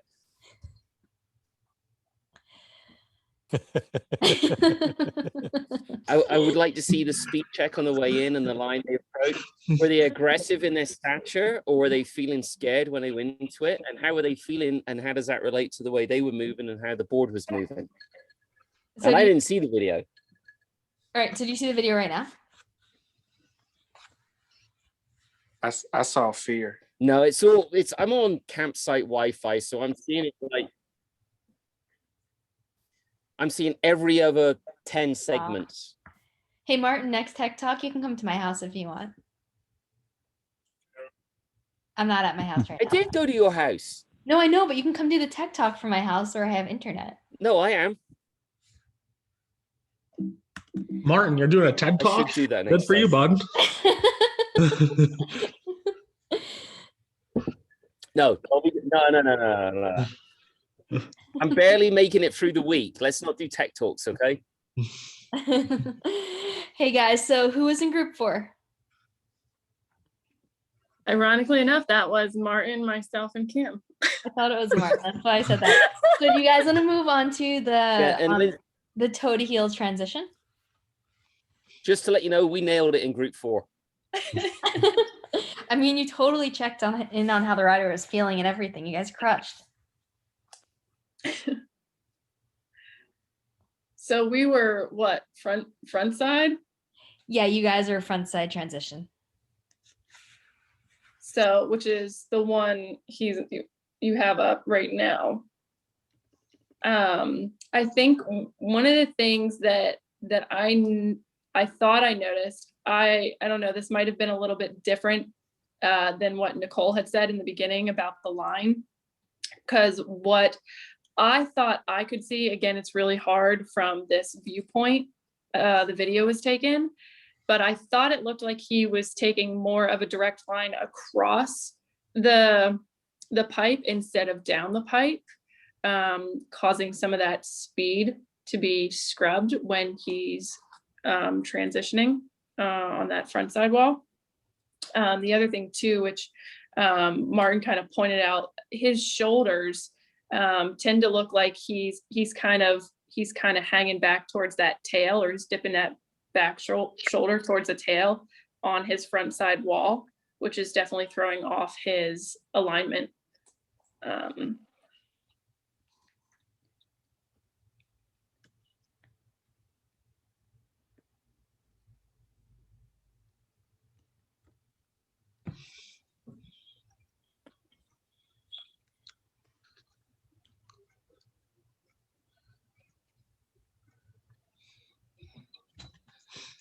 What else were we supposed to be talking about for that piece? Because I know we talked about quite a few. So the front side wall is his toe side wall. So this wall that he's on right now would be his front side wall. Oh, that's his front side wall. Then I have no idea. Totally cool. We can go over it now. Do we want to go over backside wall and then we can move on to the front side wall? Comfy, do you want to give the backside wall a shot? And Amanda, feel free to chime in. Anyone who's in Amanda's group, we can all work on this one together. And then we'll all work on the front side wall together. Lynn, my computer is freezing up all over the place, but go back a little bit. I want to look at that breaking. Yeah, the waist breaking there going up the wall. It just, to me, is the whole J-Lo effect going on there, sticking the ass out, breaking at the waist, going up the wall before he's even attacking it. Cool. Does everybody see what Martin's saying and what Amanda was saying about the line? You guys see how he's going kind of like up the wall, like almost perpendicular?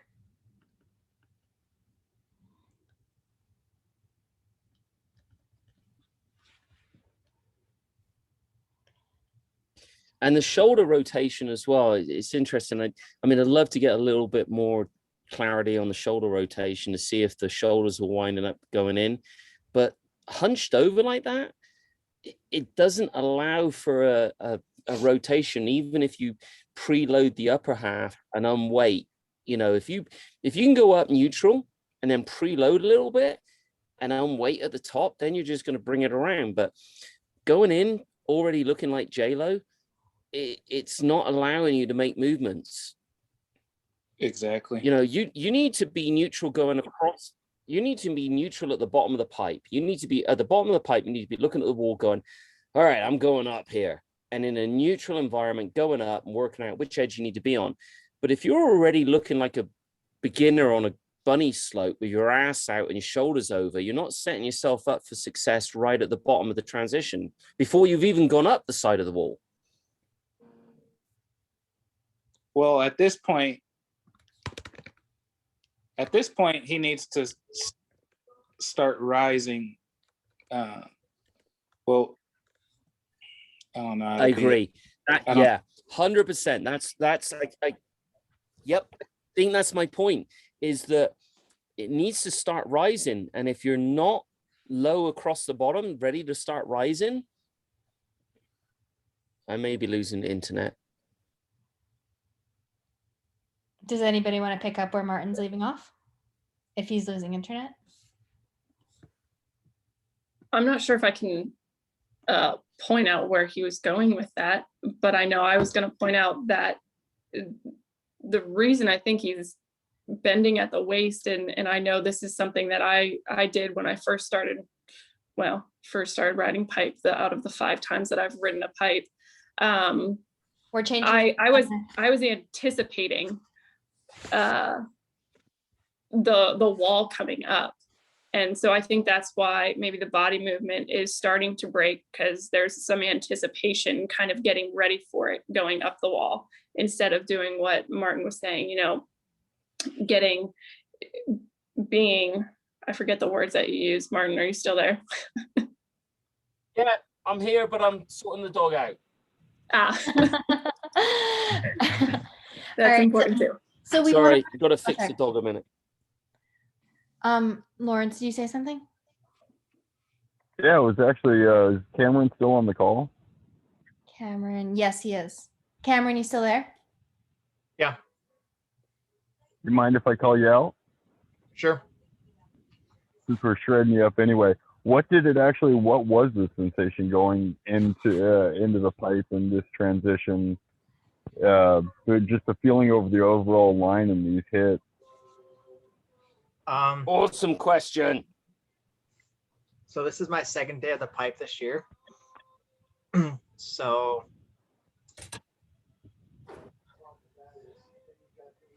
I felt like I was going really fast and just trying to get everything under control and like understand the movements I was needed to use to get up and out. Up and out. Supposed to be like yeah, it's not up and out. It'll be up and in. So it seems like a lot of processing was happening in your head and you were thinking about a ton of stuff. Yes. So basically, you're kind of like a little off balance. So instead of dropping your hips down, you're broke at the waist to absorb the pressure going up the pipe, going up the wall, the up tranny. Sorry. Did you feel like you were trying to slow yourself down?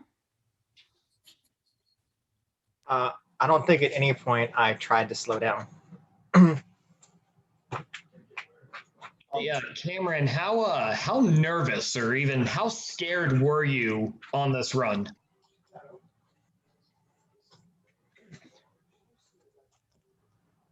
The only time I got scared is about halfway down when I couldn't change edges in the air and my board started to slide out. Like right there? I That don't was think good so. to I change think that. it's on the, It's the third hit.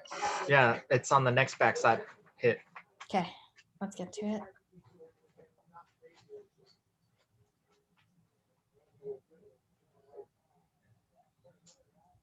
Hey, I'm sorry. There's some people online I don't know, but the gentleman that's talking about who is the rider, when you said you starting to slide out, is that on a toe edge or a heel edge? Heel edge, because I didn't change Oh, it. right there. Okay. Why do you think you were sliding out? Well, because I landed on my heel side edge instead Any of idea landing on why my you were toe side sliding edge. out? All his weight was aft. Oh, so it was a true. So going up, I mean, in theory, going up at that top, you want to be off an edge. You want to be as flat as possible. In theory, you know. So was it the transition from one edge to another that you weren't able to kind of like physically maneuver? Yeah, I just wasn't able to. Or was it, I was out of position, so I couldn't switch from my heel to my toes. and maybe if you're bending at the waist and you've got that kind of beginner stance of like, whoa, shit's going crazy here, I'm going to bend at my waist, trying to get onto your heel edge when you're bent at the waist is a real bitch, isn't it? Think about it, guys. If you're bending over at the waist and you then try to transition onto a heel edge, it's a bugger to try to do. But if you're stacked correctly, you can then transition back across. So that comes back to what I was talking about, body position. So if we're talking Chris language, I think the intimidation comes in, which we've all seen where people bend at the waist with intimidation. And if you just ride it more, just ride it, even not as high, ride it gentle, but ride it more and just ride it, but stacked, I think you're less likely to bend at the waist and you'll find the transition from one edge to another a little bit smoother because you'll be in a more relaxed position. You'll be stacked. You'll be going from one edge to neutral and then back to the other edge. If you're already bending at the waist because it's intimidating, like you said, this is only your second run down, it's really hard to get that transition from one side to the other. It's the same on regular riding. Doesn't matter if you're on a bunny slope, you know, just regular riding, going from one edge to the other. If you're bending over, it's a bugger. Yeah, one thing that really helped me on edge control throughout the pipe was thinking of it as a turn, the toe side turn and heel side turn. The mechanics are basically the same. You want your body position is very similar. And like you said, when you drop those shoulders and drop that butt behind the board, it throws that weight off. So you can't hold that edge. So even going through carving and trying to keep that stacked body position and feel that pressure throughout the turn, I think would help in the pipe.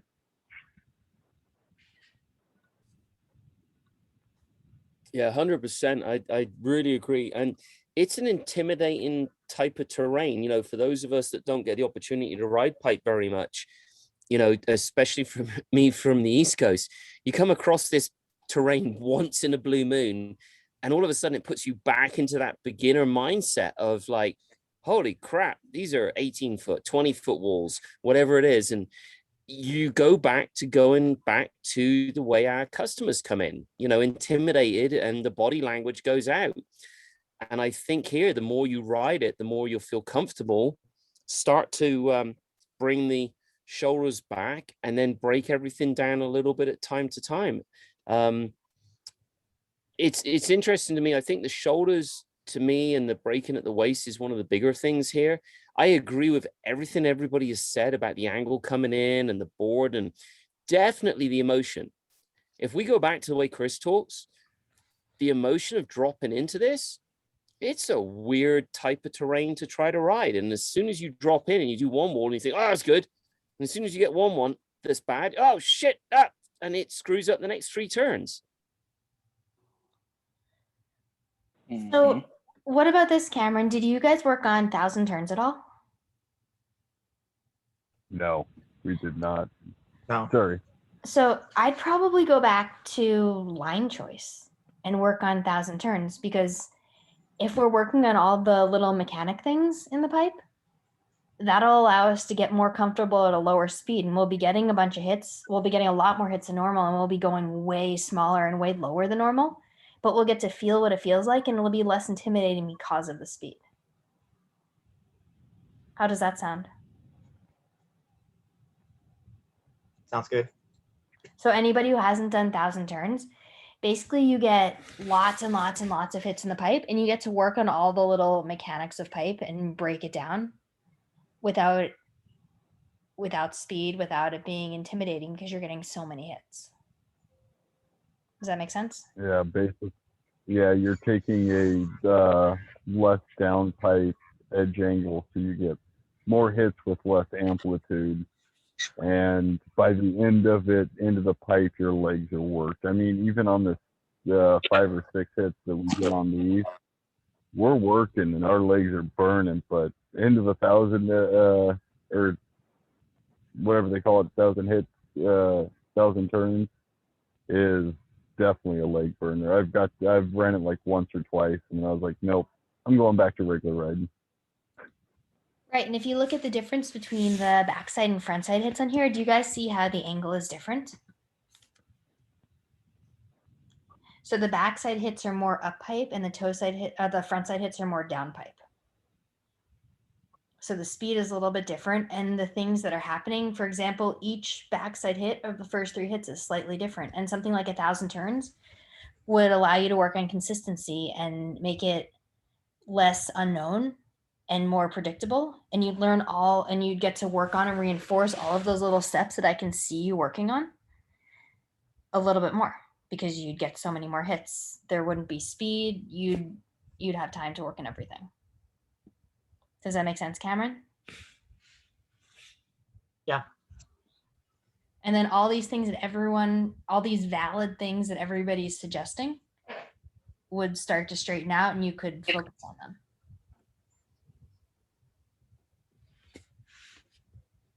Cameron, where are you from? Do you ride East Coast, West Coast? Summit of Snoqualmie, so West Coast, Northwest. Okay, yeah, cool place. I love that, man. I would say just try to find places on your mountain, even if it's a small half pipe or a wall hit, where you start that transition of going in, and the repetition of what Lynn is saying is so valuable, like time and time and time again, and find the toe side turns and the heel side turns. There's got to be little places on your mountain where you can practice both and just get that repetition in.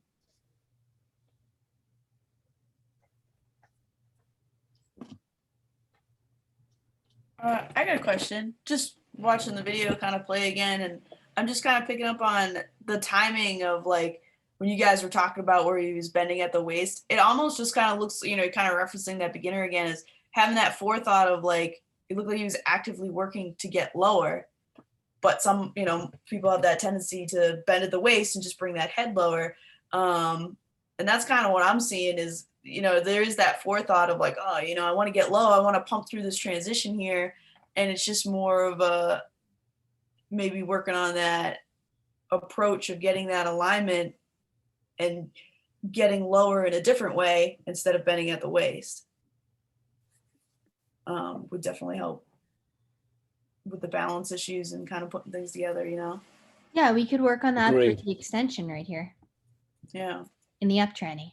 Because I mean, I know obviously pipes are scary and stuff, but I see him going after it. There's a lot of movement. There's the fact that he is hopping off the wall or whatever, but it's almost like he wants more height. He's going for it, and I think it's just when the timing is there. It's just like you guys are pointing out, just kind of more that alignment thing, and once it carries up the wall, obviously it carries into different issues, but that's kind of where I would, all those other things are great, but kind of working on how you're flexing, how you're getting low, I like that, Nicole, breaking everything down. Yeah. So yeah, I guess my question was, is that like a valid approach to work on something like that, you know, to try to improve all those pieces? To break it down, yeah, 100%. There's more than one way to do it, and my way is not the only way. Like, everyone has valid ways to do it. Does that answer your question, Nicole? Oh yeah, no, for sure. Cool. Does anyone else have anything to add?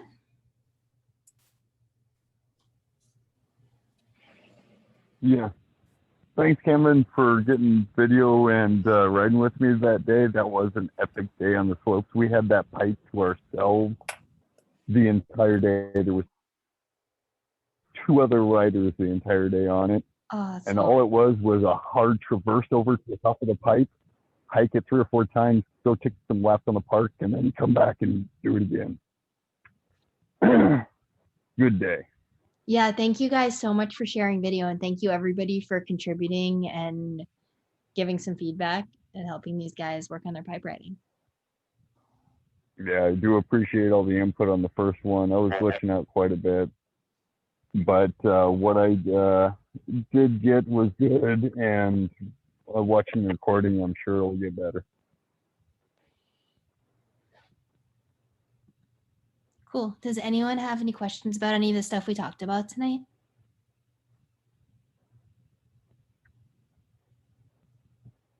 Overall, in the first video, what would you say overall picture to improve the pipe riding overall? I'm gonna go back to the first video because I have the other video in my head right now. I'm just gonna look at it quick and turn the volume off so you guys don't hear it. First of all, I like your spin at the end. That was awesome. Thank you. That alley-oop in FS1 was a little intimidating.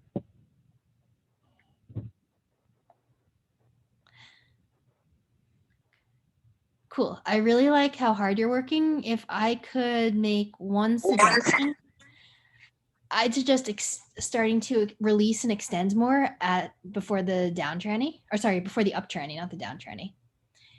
And that way you'd be in a better position as you change edges. So you'd be able to fade more, and then you'd be able to retract and drop and land in a better position to set you up for your next hit. Roger that.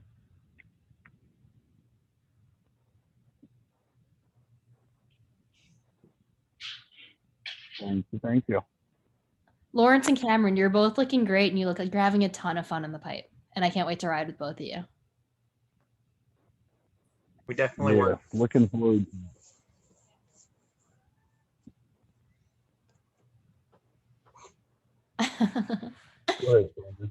Does anyone else have any Yeah, questions? and Cameron, one of the worst things is watching.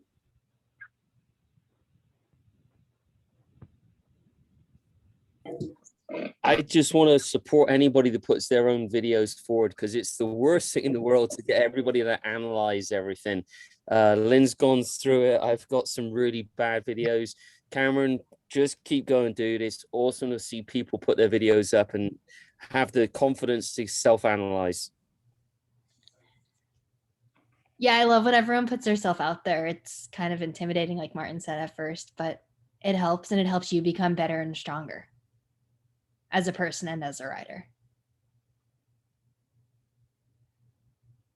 Cool. I think it's a blessing if you could put up a video and have people analyze your movements. At that point, you have no choice but to get better. Yeah, and it's awesome. We all want to get better. Crash reels, guys. Who's got a good one? Who? What? I'm sorry, Brian? I said crash reels, guys. Who's got a good one? My friend Corey has such a good one. But does anyone else have anything to add in terms of pipe for this call? All right. I'm going to say thank you to everybody. And that's the end of the session. I'm going to stop recording, but I'll stay on for a little if anybody wants to talk. Sound good? Sounds good. All right.